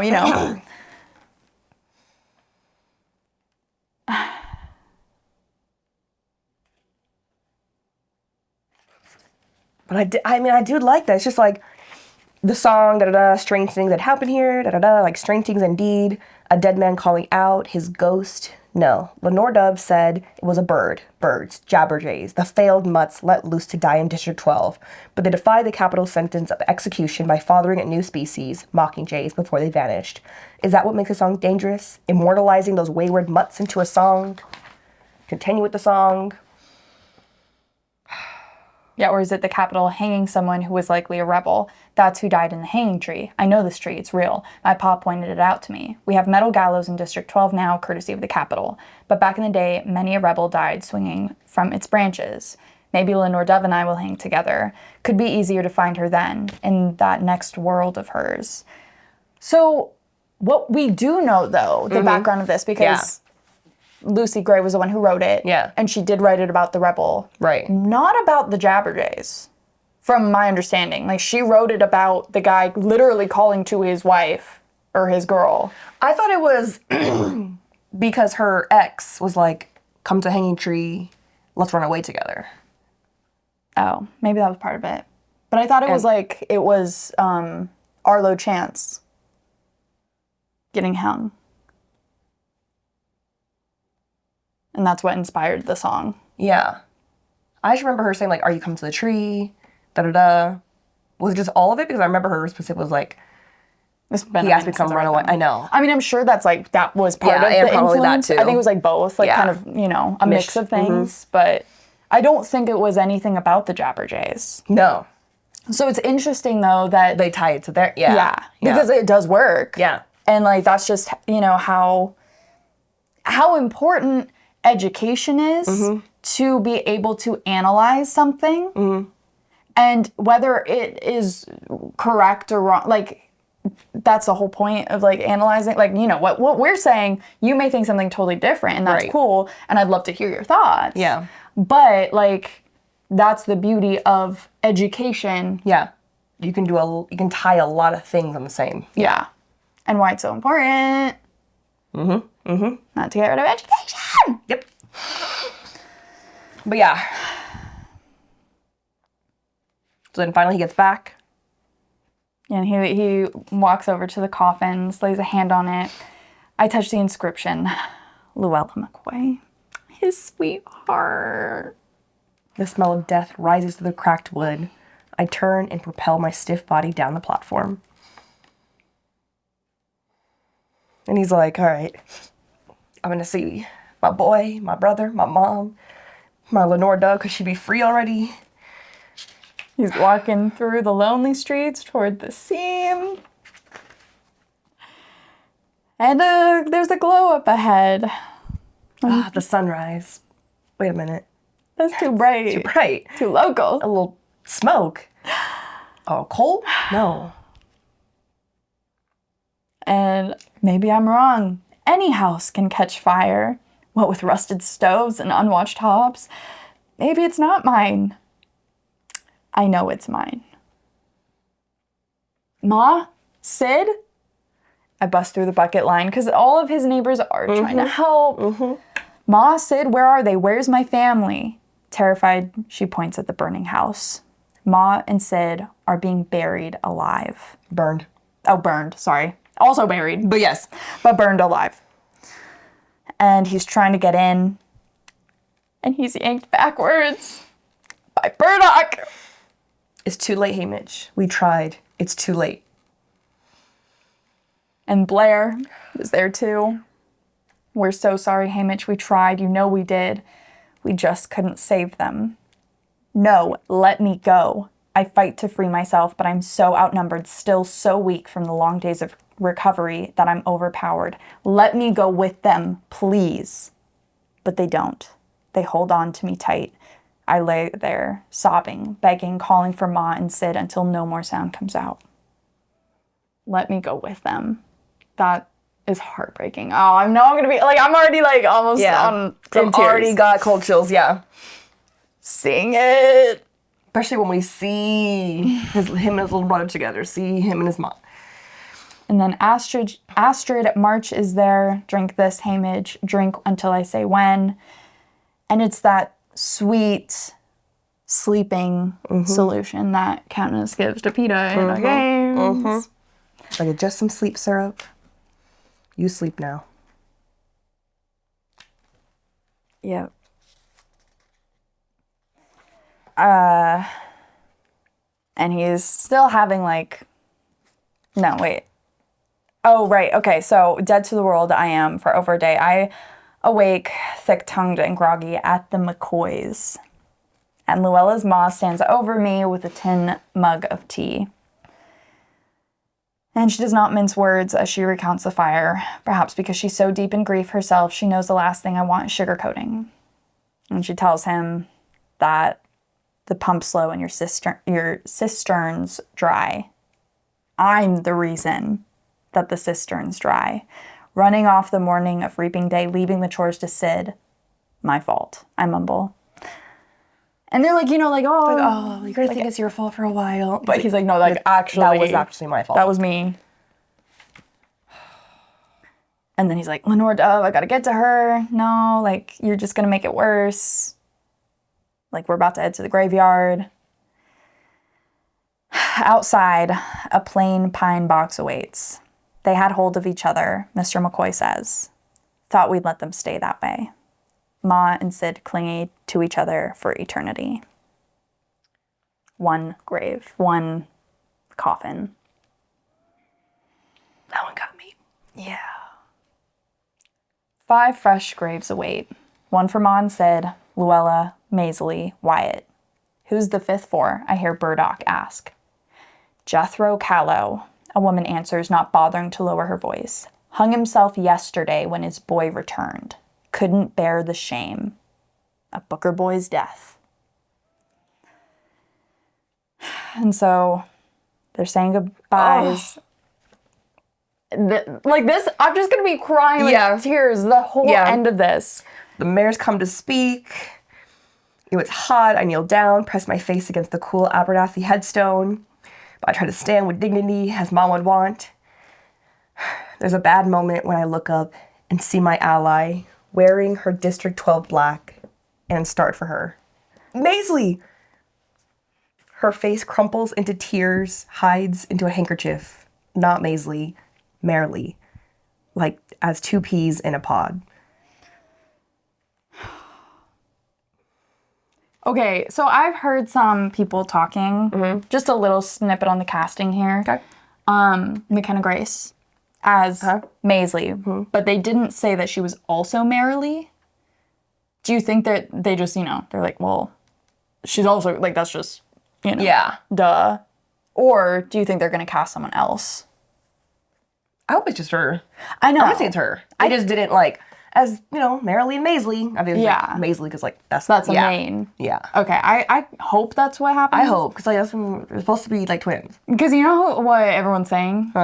They're like, no, and then they better cast Kiernan Shipka as her twin. I'm like, she's 8 years older. Literally, McKenna Grace played younger Kiernan Shipka in Sabrina. Like, she was a child while, like, yeah, like now, like, yes, you know, she looks great, she looks young, but she's in her 20s while McKenna Grace is 18. Like, they do look alike. Obviously, she played younger her. Like, they look alike. But, like, I think this scene would be more hard-hitting. Yeah, impactful if it was the same actress. Yeah. Yeah, it needs to be the same. Yeah. Especially if we have this scene. Like, oh, well, you could tell. I mean, yes, he's, you know, but it needs to be the same. Yeah. And then, so all the coffins are lowered into the graves. People are crying. It's so awful, I want to run away. Then Burdock begins to sing in that clear, sweet voice of his. And this is a song that we got in Ballad, and it's the old here, or the old there before. And the mockingjays fall silent. The mourners have quieted. And this song, suggesting our separation is only temporary, consoles the heart. Lenore Dove would approve, I think. The mockingjays do, because they pick up the melody and make it their own. So now, this makes Ballad hit 10 times harder because she's singing. She's singing this song because she thinks she's about to die. She is singing the funeral song to herself because she knows no one else will, or, in this moment. I just keep getting hit by waves of I keep getting goosebumps. chills. Yeah, chills. It's so fucking crazy. And then, yeah. As my eyes, so the song, right? The song's going, as my eyes sweep the crowd, I see person after person press their 3 middle fingers to their left hand, on their left hand to their lips, then extend it to their dead. Our way of saying goodbye to those we cherished. I follow suit, raising my hand high, because I have so many to honor.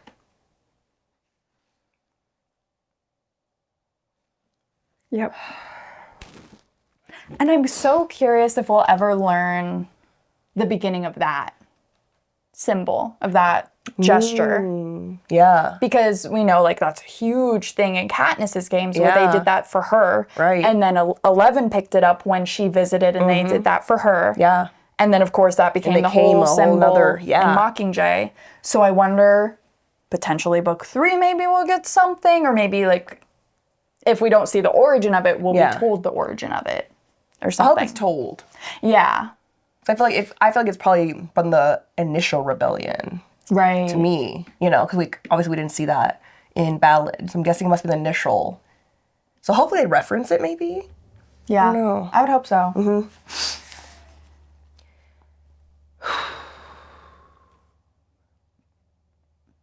Who are you talking to? McCoy's? Because then they were saying, what happened? And he was like, fires are common, where the ever-present coal dust and aging wood structures invite ignition. Ma's always, put the fear of stray sparks and sleeping embers in me. No one took more care of making a fire at night, which is how I know this was no accident. This was arson carried out in such a way that my family could not even make it to a window to escape. Ordered by Snow for my homecoming. Yeah. And, of course, his boys are with him, Burdock and Blair. He's like, again, my fault. They catch him as he falls, carries him to the victor's village. Yeah. Well, there's your new house then. Only now do I remember the victor's village. Desperate to be alone, I let them take me there, to this strange capital cage, which I instantly hate, of course. And Burdock's like, I'm gonna go see Astrid for more syrup. Blair, I'll watch him.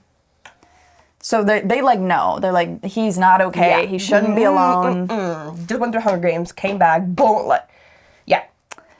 And at night, his boys are still there, sleeping. He climbs out the window, goes to the Covey's house. He needs to see his girl. Yeah. And he goes down to the meadow. Yeah. The sky takes on the soft glow that precedes the sun's arrival. The first birds begin to sing in the day. They're joined by a chorus of honking, then angry voices. I lift my head to see the rare and radiant Lenore Dove, herding her gaggle into the meadow. I was under the impression when I was reading this. I was like, this is not real. Me neither. I was like, this is a dream. Yeah. This is not real. Because I was like, why would Lenore not go straight to Haymitch? Yeah. How long has she been out? Obviously you're going to know, oh, I'm out, right? Mm-hmm. My love's mom and son, or brother just died. Yeah. Just got back from the Hunger Games. Why is it not my first stop to go to you? Right. Because, she could 100% sneak out. Because even if her uncles are like, no, you're... Obviously, she's running out to the meadow. Yeah. I know. So I was like, no, this is not real. I was like, this is fake. Right. And then she's all, yay, oh I'm in the meadow, 5 minutes of freedom, whatever. Yeah. And then, she gets an exclamation of surprise and scoops something up. It's my bag of gumdrops. The ones I had Sid deliver to her after the reaping. I guess she left them here because she went to perform that night. She presses the candy to her heart and twirls around, grinning, then breaks into the little white bag. I can't wait another second. As I take off across the meadow, she catches sight of me, cries out my name and runs to meet me. I sweep her into my arms and spin her around, and we're both laughing and kissing like crazy. And I was like, this can't be real. I was still like, this is not real. Because literally we were like, we're just at the funeral, not at home, I'm sneaking out, and then it's like, boom, instantly I see her, and it's beautiful and chorus and love, and there she is, and she's running and spinning. And he's like, are you okay? She's like, I'm, you know, or she says, are you okay? And he's like, I'm right as rain. I don't care. You know, like, oh, thanks for the candy. Gosh, look how hard I'm shaking. And he still's not thinking anything of it. Because he still thinks that it's the first bag. Here, I say, taking the bag, not that I'm any steadier, I pluck a sweet from the bag and pop it into her mouth. Now you're home. I guess I can eat the others. What others? I feed her another gumdrop. The ones Sid brought me. I put them under my pillow. But I look down at the bag. It's a normal bag with the daughter's label. Then I notice the gumdrops. Not a variety of colors, not a rainbow. They're all a deep blood red. I remember Snow's rose, his final words to me, and the pieces fall into place. Spit it out! Again, to your cat. Spit it out! Yep. Ugh. Her face registers shock as she spits out a half-chewed gumdrop into my palm. Where's the other? Where's the first one? I swallowed it. Why? Throw it up. What's going on? Do you have any charcoal tablets? No. Why would I?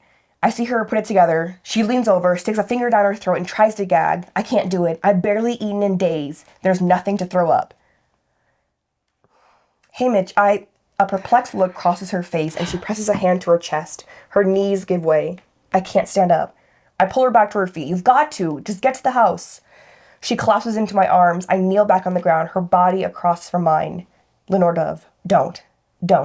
A blood-flecked foam bubbles over her lips. Her eyes fixate on something in the distance. See that? I turn my head into the sun, just peeking over the horizon. What? The sun? Don't you let it rise. Her head jerks a bit to the side. On the reaping, she whispers.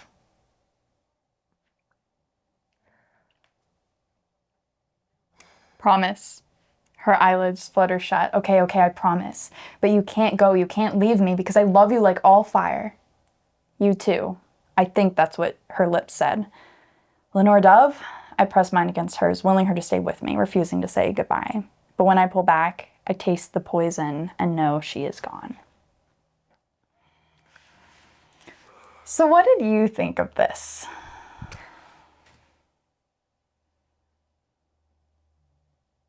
I won't lie.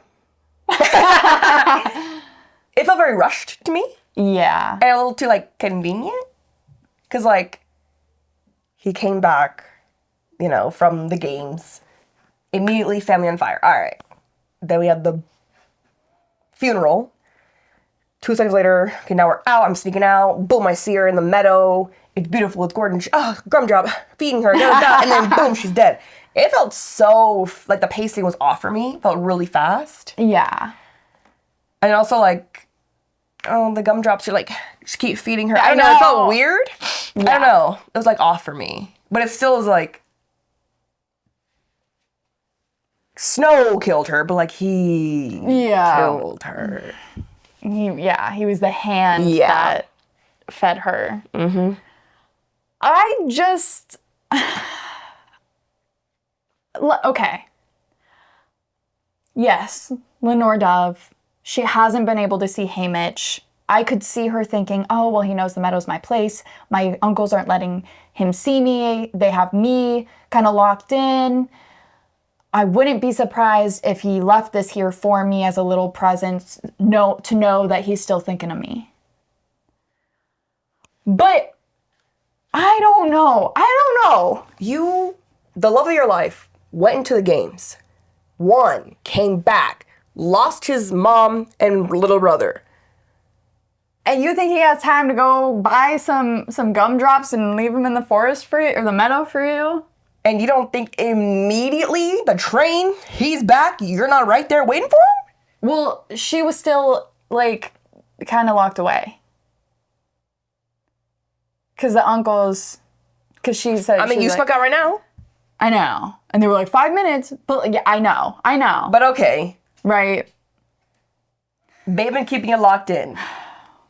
You get 5 minutes. Would I go to the meadow or would I still try to run? I know. And then, oh, he went into the store, got gumdrops, even though his mom and brother just died and he just came back from the Hunger Games and he just saw all that. And he put it down here for me. He's a good boyfriend. He loves her like all fire. I don't know. I know. No, I'm with you. I wouldn't trust food on the ground. Yeah. I'm sorry. I wouldn't. But, you know, food is precious. Right. And it's candy. And she hasn't eaten in days. And she hasn't eaten in days. I don't know. I want to know what you guys think of that. But wasn't she home? She's home. Obviously, they, you know, clerk and they haven't let her out. So they weren't feeding her? I don't know. I don't know. The whole thing was just very fast for me. Yeah, I see that. And almost like too like odd but convenient. Mm-hmm. I don't know. Because like for me, the way that I was taking the pacing up until this was he's depressed, he's in and out of it. Things are going quickly because it's like he's barely there and he's just like, you know what I mean? But I feel like it's after this where I'm like, that's where he's in and out. And I could see the pacing with that. 'Cause he's like, I'm still depressed and I'm just, you know, like. I mean, I see it. Yeah. It was just really fast. Yeah. Any last thoughts on that?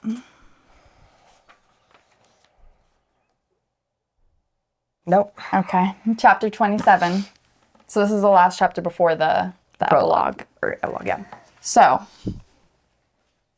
obviously having nightmares about feeding her these fucking gumdrops, which, yeah. Yeah. And Tam Amber standing stiffly over them, his head shaking as he mumbles, "Not again. Oh, not again." So, what are your thoughts on that? Did they find Lucy Gray dead? Or dying? Because, you know, she got shot, blah, blah, blah, blah, blah. Or she found her dead, found again. The Capitol, Snow, got her again. Yeah. So, I've seen, like, I'm still, like, I'm not 100% that, yes, she was found dead. Yeah. Like, I do think that she's not alive. Yeah. Regardless of whether they found her body or not. But I do really like this theory that Snow, when he was in Ballad, in that scene where he's like hearing her and like going crazy, that he did shoot her. Yeah. And that what he thinks is him burying the guns is actually him burying her body. That they think that? Wait. That's the theory. That like he shot her. Oh. But then he imagines it being the guns that he's burying, and that's what we see in the book. But like he was going wacko crazy. Right. So what if he was like actually a coping mechanism kind of thing? Exactly. Yeah. And I like that theory. I like that, but I feel like no. I feel like he's like, this is the only thing that's gonna tie me like to everything. Like he's still in that like. Like, I could see him burying the guns with her body or something. You know, like both. Yeah. Or being like, there's the only thing, you know, I gotta land on top, I gotta be calculated. Like, pushing past that, like, I need to cope with her death. But he's still like, no, everything against me. Let me fix it up so I can still be on top. Hide the guns last thing. Like, I still think it's that. Okay. But I do like that theory. Right, yeah. I think it's interesting. Yeah. But it's definitely in reference to, like, okay. Yeah. Another Covey girl, another Baird is dead because of Snow. Yeah. In the meadow. Like, yeah. And then we see the poem again of Lenore Dove. Music kicks in, which I'm so curious what it's going to sound like. I know. It's going to be so good. So the raven, the unforgiving songbird, repeatedly reminding me of President Snow's crystal clear message to me on my homecoming, that I will never get to love anyone ever again. Nevermore. Because he will make sure they end up dying a horrible death. And so I drive away anyone and everyone who could ever have been considered dear to me.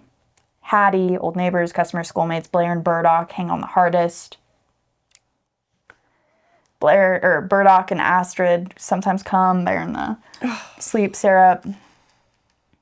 I resort to throwing rocks hard at them. It takes one hitting Astrid on the forehead, blood pouring down her perfect face, to finally get them to leave me alone. Hurting her that way feels worse than anything I did in the arena. Just like, this is worse, I think, than Katniss and Peeta. Yeah. Like, once they got home from their Hunger Games. Yeah. Like, this is worse. Oh, yeah. And it's just like, because, like, this is worse than Ballad, too. Yeah. Like. Oh, yeah. Yeah.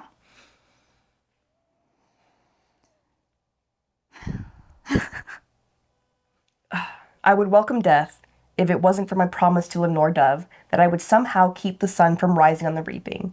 The impossibility of it adds to my despair. I drain the bottles of sleep syrup to escape reality, only to feed her gumdrops in my dreams.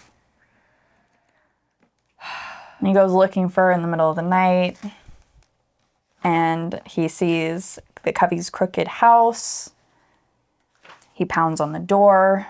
Where is she? Where is she? The fiddle falls silent, but it's too late. The earworm has awoken. And the sleep syrup runs out, and in desperation, he starts loading a sack with bottles of rot gut, clinking all the way home. Some nights I find the oblivion I seek. Others I wander through the dark. One night he wakes up half naked on the green outside his house, covered in mosquito bites. I realize where she must be, that her uncles would not have laid her to rest in the District 12 graveyard, but taken her somewhere she loved, that they all loved, the woods. And he goes through. Lenore Dove. Burdock comes, though, appearing out of the mist. His leather jacket fastened against the frost, his bow in hand, a brace of wild turkey at his hip. Which, when he saw Katniss, Yeah. I'm sure like he would have flashes of like Burdock. Yep. Which, Oh my God. He's not forgiven me, will never, but is not beyond pity. Perhaps because he knows what it is to love. If you want her, come on, is all he says. And I do want her. Just as long ago I wanted the apples he promised. And so I follow him far, far into the woods. Beyond the lake, beyond my ken, to a hidden grove no normal human eye could detect. And here he leaves me. A small secret graveyard with beautiful carved headstones.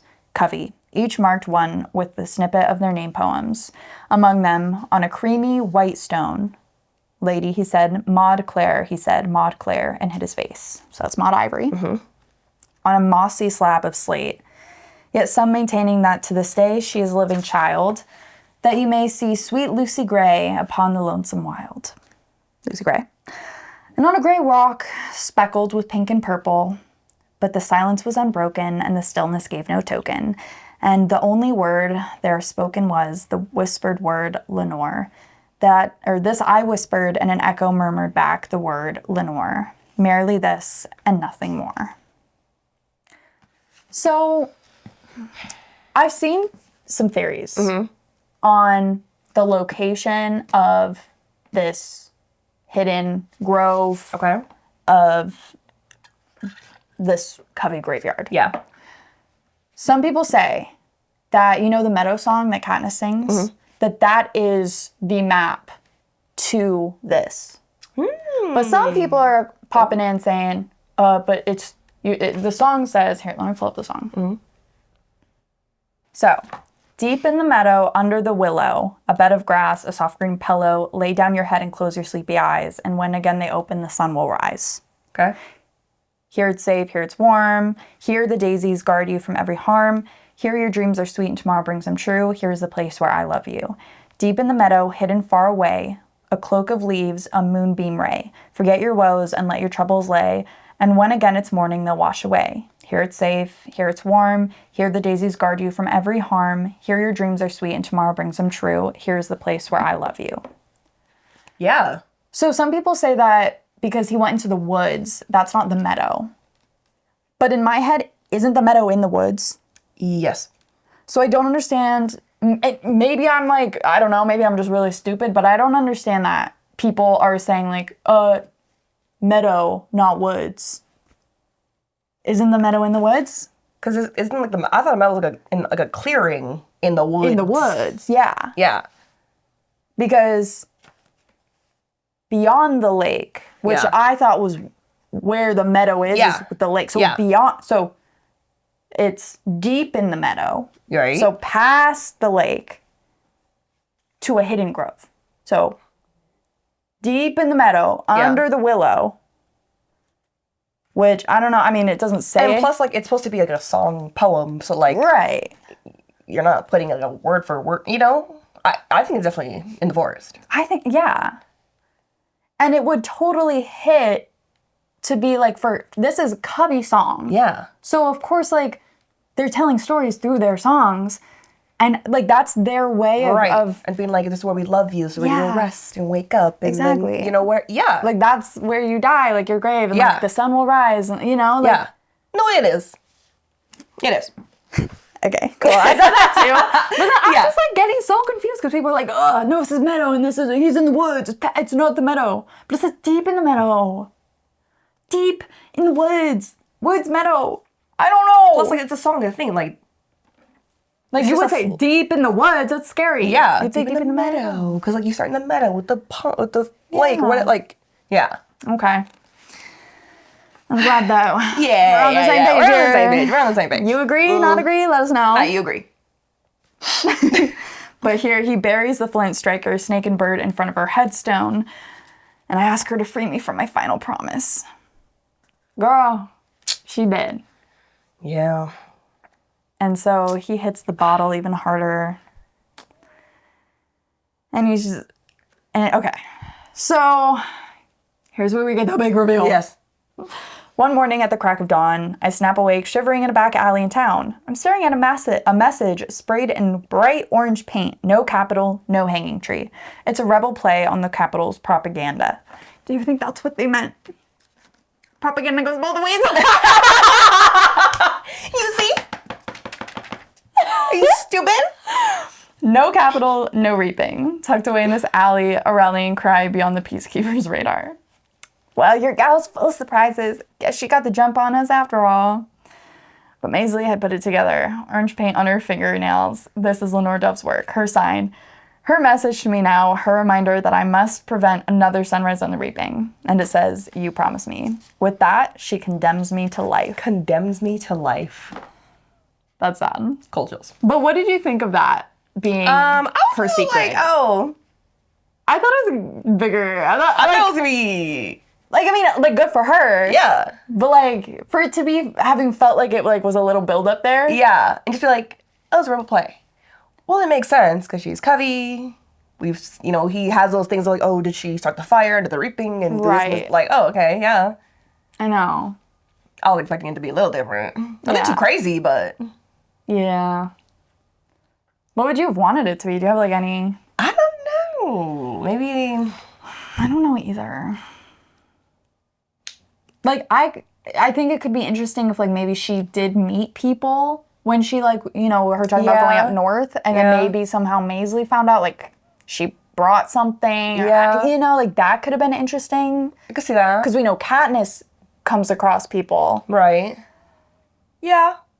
That could have been cool. And, like, maybe she knew about District 13 and, you know. Just something else. But it's okay. You know. Yeah. It's fine.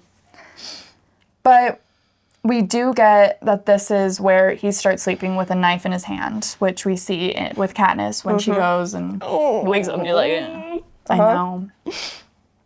And it's Effie Trinket who finds me thus the morning of the victory tour. I come to, startled to discover she's taken possession of my knife. I'm so sorry about your family's accident, Haymitch. And then your girl's appendicitis right after? Tragic. But this just won't do. We have a responsibility to carry on. And of course, they had to twist that as well. They can't, like, Haymitch should have seen it coming, but I get it. Like, that little bit of, like, fuck. Yeah. But. Yeah. And He's reuniting with everybody here. Plutarch. Yep. It seems Maisley was right about those heels. Drusilla broke her head. Falling down an escalator. Magna was fired for negligence. Thank you. Thank you. It. And how are you here, Plutarch? It's a question that could be answered on many levels. He chooses the most superficial. I'm here to record your victory tour. It's in my contract. Hey, you look like you could do with a sandwich. Tibby. And so he's on a different train. Fancier, lots of steel and chrome, dove-colored velvet upholstery. Lest I forget, trying to forget is my full-time job now. Effie does her best to keep me sober, but the train's loaded with booze. So sad. Yeah. And so here, he's going through all the districts, doing his victory tour. And when he's in 11, Here's a parallel. he goes to the attic. So Plutarch takes him to the attic. Wait, before that though. Oh, sorry, This is District go ahead. 11. I searched the wide sea of faces for Lulu's can and come up empty. Same thing for when Rue died. She come to look for her family. Yes, she found them. But just like, Yeah, but like, yeah. but yes. And then, Yeah. as I nail it, I'm like, now we're gonna see when he finds it. I know! So, yeah, Plutarch yanks it from my hand. Listen, Haymitch, we don't have long. This attic is the only spot in the entire Justice building that isn't bugged. And that's how Haymitch knew in Catching Fire to take Katniss up there to talk to her. Yep. I love that she added that in. Me too. I honestly, like, didn't think about it. No, I knew. I was like, boom, I we'll get love that. I love it. And then this, like, so, yeah, okay. Wires and Mags are tortured, right? And I'm guessing Beatty's dead. Beatty's too valuable to kill. I thought he'd have killed himself. He can't. His wife's pregnant. Besides, he wouldn't let Ampert down that way. Oh, I see. He's going to overthrow the Capitol, is he? Maybe one day, but we can't any of us do it alone. So, he wasn't punished? Like, he knows it's coming. Yeah. But, like, again, just, like, why is he that, like, there has to be people, like, a group of people can be as smart as him, or close to smart as him. Like, to me, Beatty is too much of, Like, the risk outweighs the value. but I mean, I'm glad. I love it. But it's just like, so was he not, how was he punished after this? Right. Because, like, look at your son die, mentor, using your son to your wife's pregnant. Kid number 2 in the reaping. I don't know. Do you think they did? I don't know. feel like they Obviously, would they do didn't it deter again. him. Yeah. I know. But then obviously we have no mention of family. So know. maybe the next time that he tries, which I'm maybe Finnick, he's like, all right. They're like, all right, Dunzo. Take them out, both of them. Bye. Crazy. Yeah.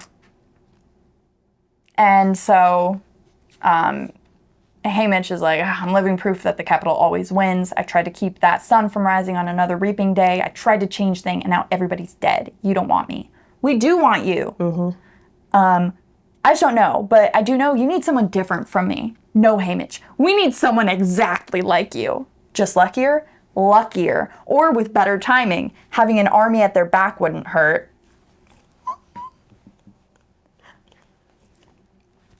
Katniss! Uh-huh. Because Katniss is Haymitch. Low-key. Just better timing. Army at their luckier. back, which is like Loki District 13. Yep.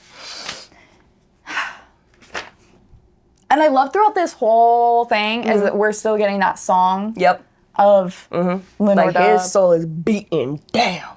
I'm just so curious how they're going to film all of this, you know? Like with the music and like how much of the music they're going to put in and how much is like just going to be in the background. Yeah. Like, are we going to hear I'm guessing the it's gonna be like lyrics? we'll hear the lyrics, right? And then like when we're talking, it's gonna like be quiet. Then we'll hear the lyrics, like You maybe. think? I don't know. No.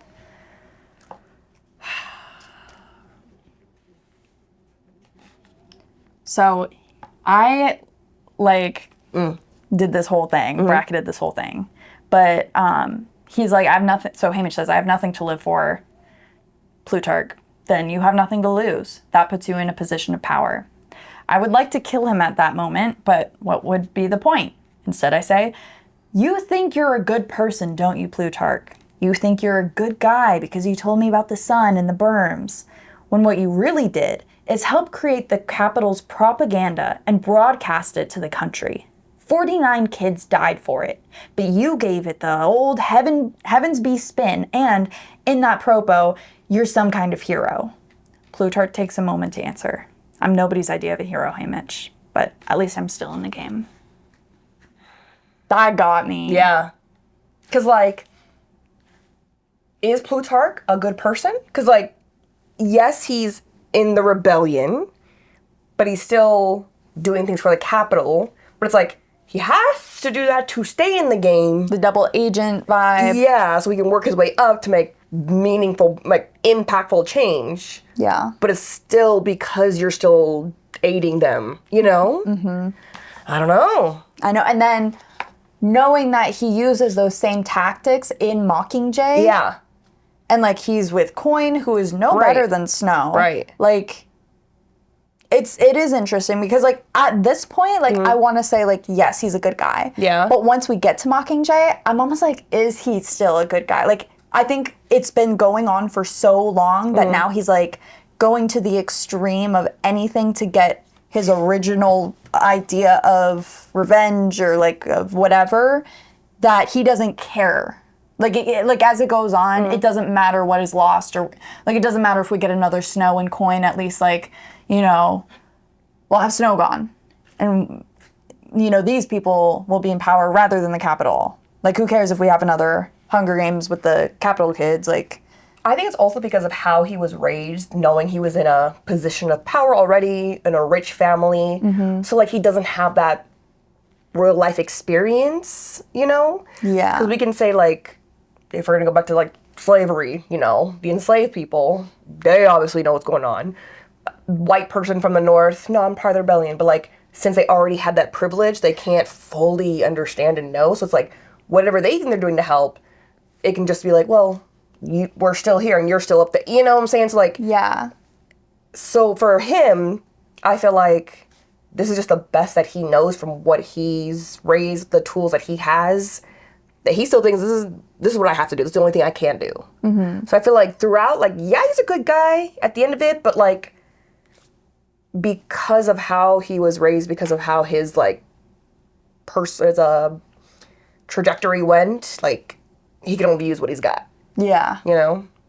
You know? Yeah. Like, that makes me think of, like, you know, I'm thinking of, like, the BLM movement and stuff like that, where you have, you know, white people trying to speak for, Right. like, the Black people, when it's like, I see what you're trying to do. Yeah. But maybe it's you use your voice to raise up Black people's voices. Yeah. Rather than speak for them. Right. Right. So it's like what he's doing is, like, I see what you're doing, like, trying to help the district people, but not that way. Yeah. Yeah.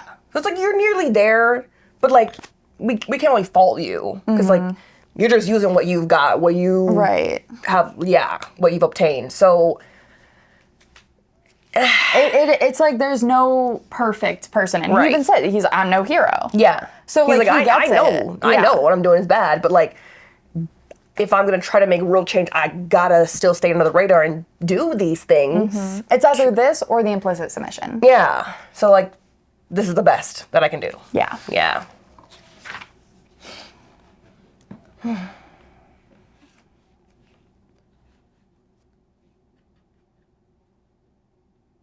Oh, and then this quote. But I can't say I have no future, because I know that every year for my birthday I will get a new pair of tributes, one girl and one boy, to mentor to their deaths, another sunrise on the reaping. And when I remember that, I hear Sid's voice waking me in the morning that Raven first tapped on my chamber door. Happy birthday, Haymitch. Crazy. Oh my God. Suzanne really just said, let me throw this brick at Haley you. just got it bad. Now. That epilogue. I'm gonna say this epilogue is what, like, sealed the deal for me. Yes, because I was like, how do you, we know Haymitch's story, so how are you gonna, it ends on a pretty bad note. So what are you gonna do to end a book to, like, give it some kind of Yeah. hope? Yeah. See, Okay, if you watched our theories episode with Lucky Lefty, I did like her theory where she was like, oh, it'd be so cool if like he woke up, like you see him waking up on the reapings, and then it's that final day where it's Katniss and Peeta's reaping. Yes, like a full circle. Yeah, and like that would have been sick. Yeah.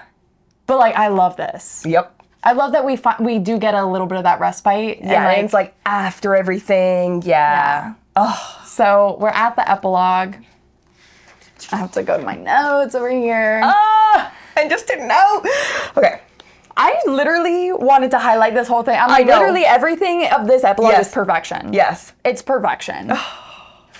So when the Nordove comes to me now, she's not angry or dying, so I think she's forgiven me. She's grown older with me, which just, oh man. I wonder, oh my God, you know what I was just thinking? What? Because they have to show this epilogue, right? They have to have Woody Harrelson. Yeah. And Jennifer Lawrence. And, I think, honestly, it might just be Haymitch. but Woody. Katniss comes to him. I know, but I think it'll be more like him. Maybe just thinking like now he's older. He sees Lenore older. He's in the meadow with the geese. No, I need all of them. I want all of them. But do you think that they'll cast an older Lenore Dove? I hope so. And who do you think? Do you have a fan? No, I have no. Me neither. I wasn't prepared for that question that popped up in my head. Like I have a person maybe, but I have to like look her up because I don't know. Yeah. But yeah. We'll look that up when we like go Yeah, through the whole yeah. casting. But so she's been living her life beside me as the years passed instead of lying in her grave, still so rare and radiant. I fulfilled my promise about the reaping, or at least lent a hand. But she says I can't come to her yet. I have to look after my family.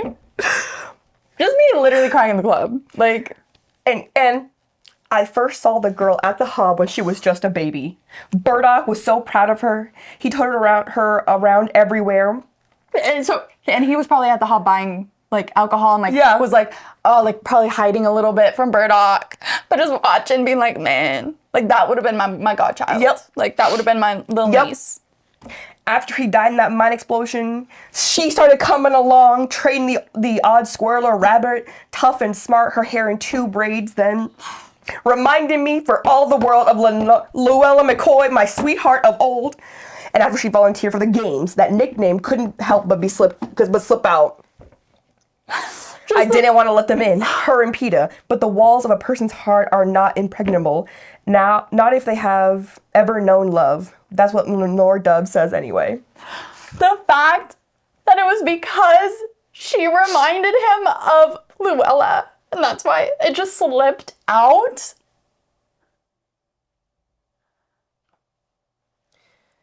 You're telling me he watched her grow up. Yeah. He kept an eye on her for sure. He kept an eye on her for sure. My bestie's daughter. Then you're telling me she grew up like, oh, this is my Luella. Now I have to mentor her. My sweetheart. Like he was putting up that wall for real. It was like, nah, I can't let them in.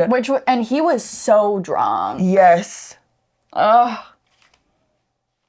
And then just like everything. So I didn't want to have anything to do with their memorial book after the war. What use, what point to relive all the loss? But when Burdock's page came up, I had to mention him showing me the grave.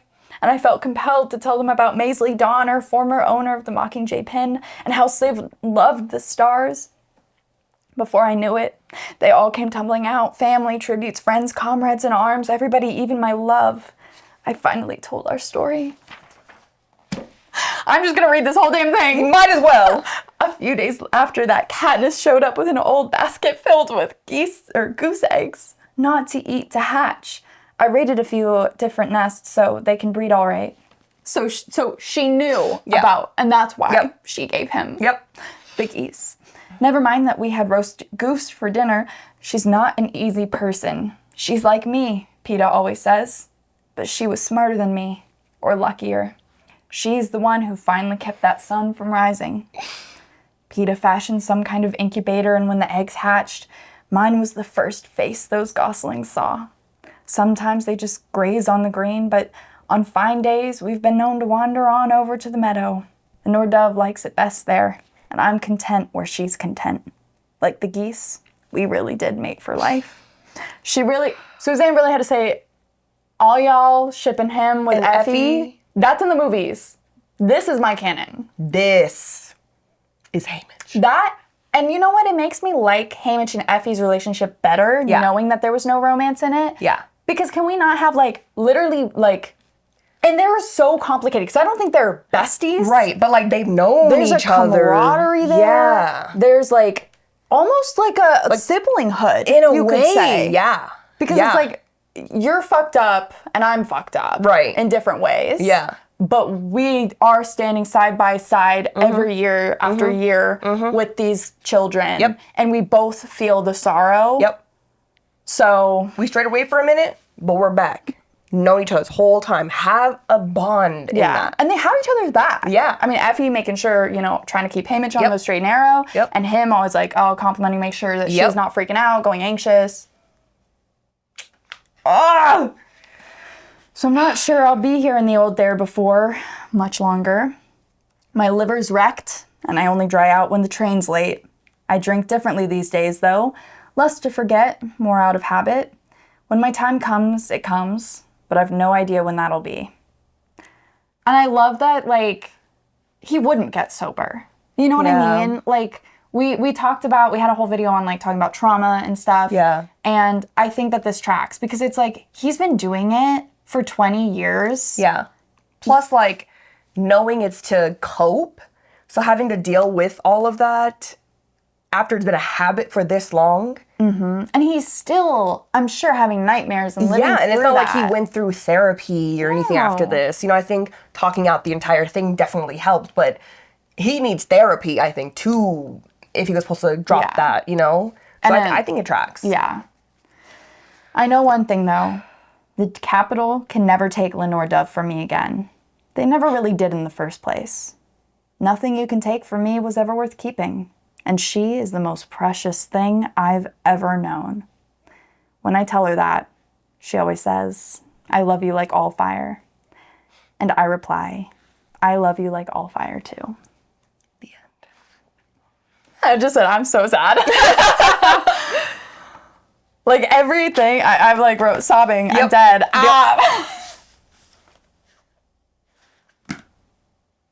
That was so good. Oh my God. What's your official ranking? Are you still 4.5?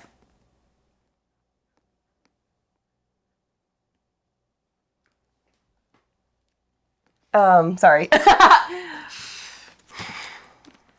Y'all know I'm at a 5. 4.75.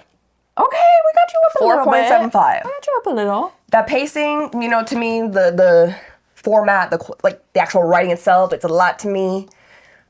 Just that part, a little too fast, but 4.75, because damn. That's so good. Yes. So, final thoughts on this. Did yours have the interview in the back?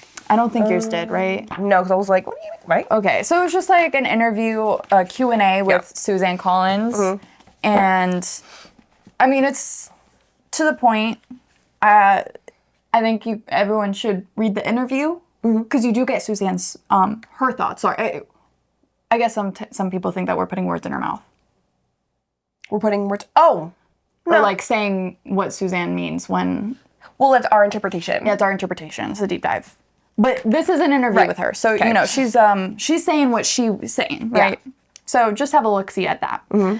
But I do think that it's interesting because here he asks a specific question to her about seeing all the different people. And he says, I'm not even going to bring up Tigress. Right. And she, doesn't say anything about it. And it's like, okay, well, why? Yeah, so here, okay. Just because you mentioned it, I'm going to ask. Are Snow and Clerk Carmine the only two people we see in Ballad, Sunrise, and the trilogy? I won't ask you what Tigress is up to during Sunrise, but whatever it is, I know it's good.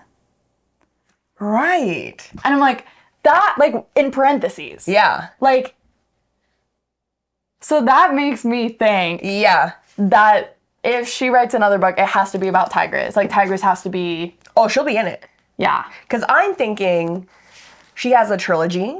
We just got all the kind of backstories. So we got Ballad, now we have Sunrise. I think we'll get another one. I'm thinking it's going to be after the games, before, Finnick? Yes, but before Katniss story. Sorry. Yeah. After this, before Katniss, we'll definitely see Tigress, her, because obviously Katniss saw her in the games at some point, so we're gonna see her.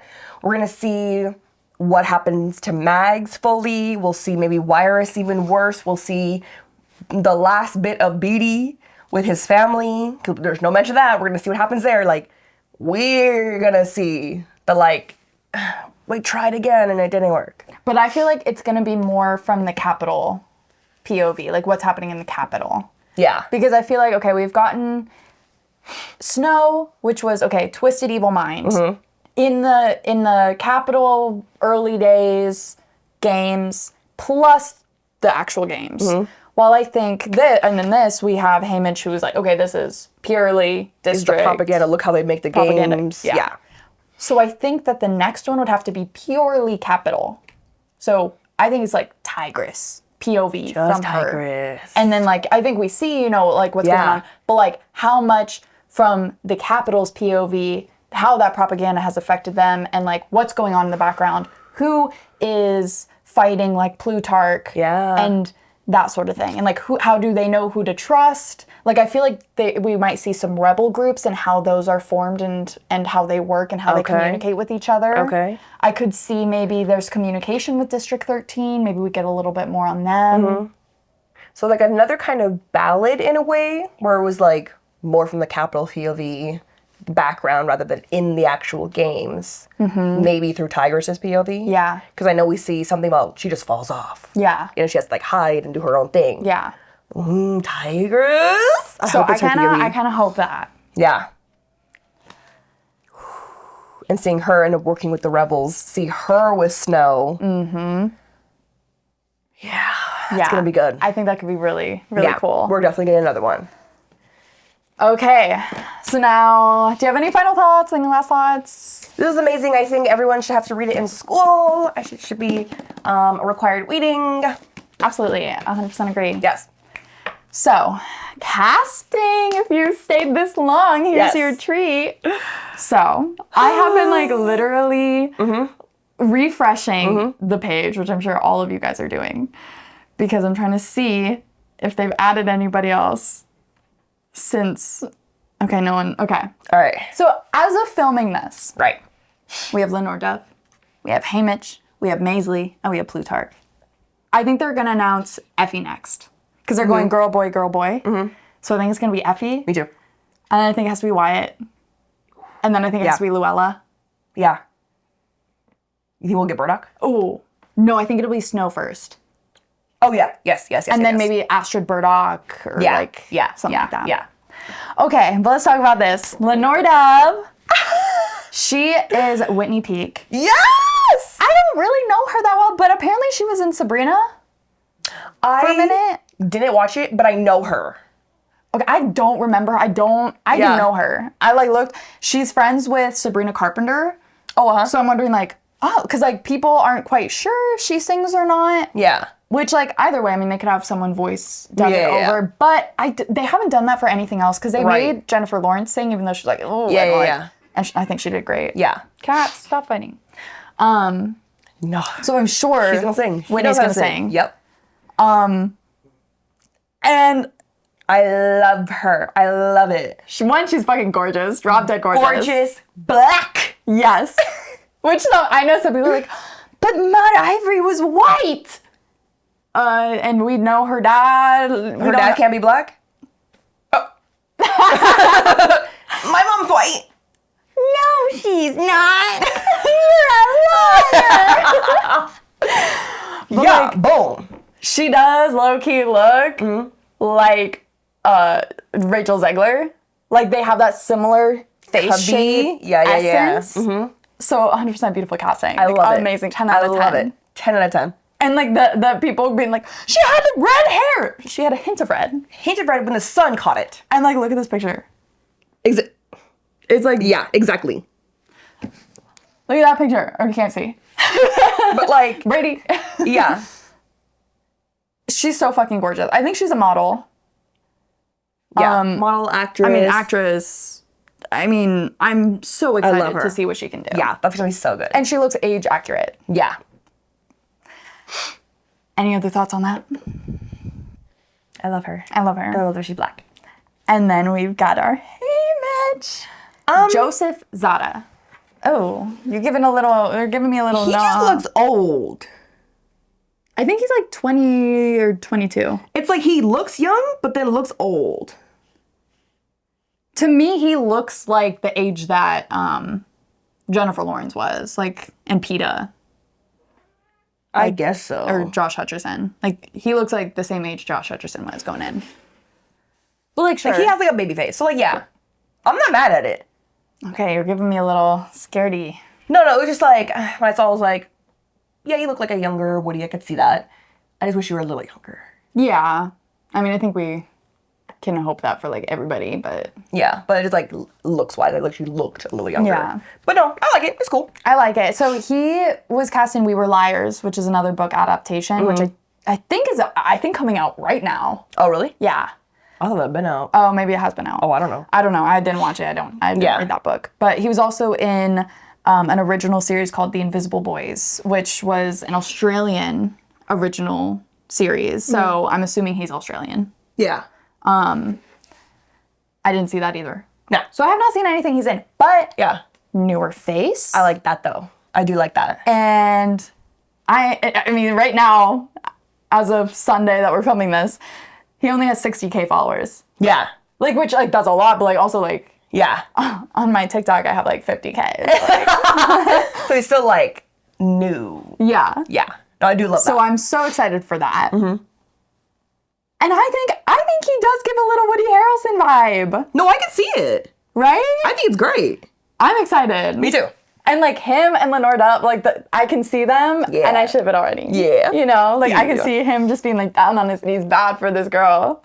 Because I'd be down on my knees bad for that girl. So we like? Oh, we love. Okay. Now, Maisley, we have McKenna Grace. Which, when we talked about who we hoped would be cast, Yeah, you was mad. I was saying people were saying her. Yeah. And I was like, no! Yeah. How do you feel now? When I first saw the official thing, I was like, oh, okay, it's McKenna Yeah. Grace. Okay. But to me, McKenna, she looks young. Like, she could literally play, like, 13-year-old. You know, like, she looks young. Yeah, she's 18. She's actually 18. Yeah, so, like, boom, that fits. So then seeing her next to who we cast for Haymitch, I'm like, she's, like, to me, she looks too young. Or he looks too old for them too. Because they're going to be, like, I mean, obviously, like, when they're in the movie, it's probably going to look fine. But just, like, when I'm first seeing it, oh, he looks grown. And she looks, you know, like, age-appropriate for the character. Okay. So I'm like, I don't know how I'm going to feel about that. But, I mean, I'm not mad at it. I've gotten used to it. Yeah. And I'm like, okay. Like, it's fine. Like, she's a phenomenal actor. And I'm not saying that she's not. Oh, yeah. I just, like, I don't know. Like, from what I've seen her in, and I haven't seen everything she's in. She's in a lot. But I haven't seen her play a role that gives Maisley vibes. The closest one I've seen, I think, is when she was in Handmaid's Tale. Oh. In a I didn't watch that way-ish. season. And, like, she was pretty good. She was pretty good. I heard she was fantastic in that. Like, yeah. people were like, she should have won something for that. Yeah, no, she was pretty good in that. So I feel like if I'm translating, okay, Yeah. I can see it. And I do hope that she plays Marilee. Yeah. Because I just, better not be Kiernan Shipka. That, I will stand 10 toes down. Yeah. No. Yeah.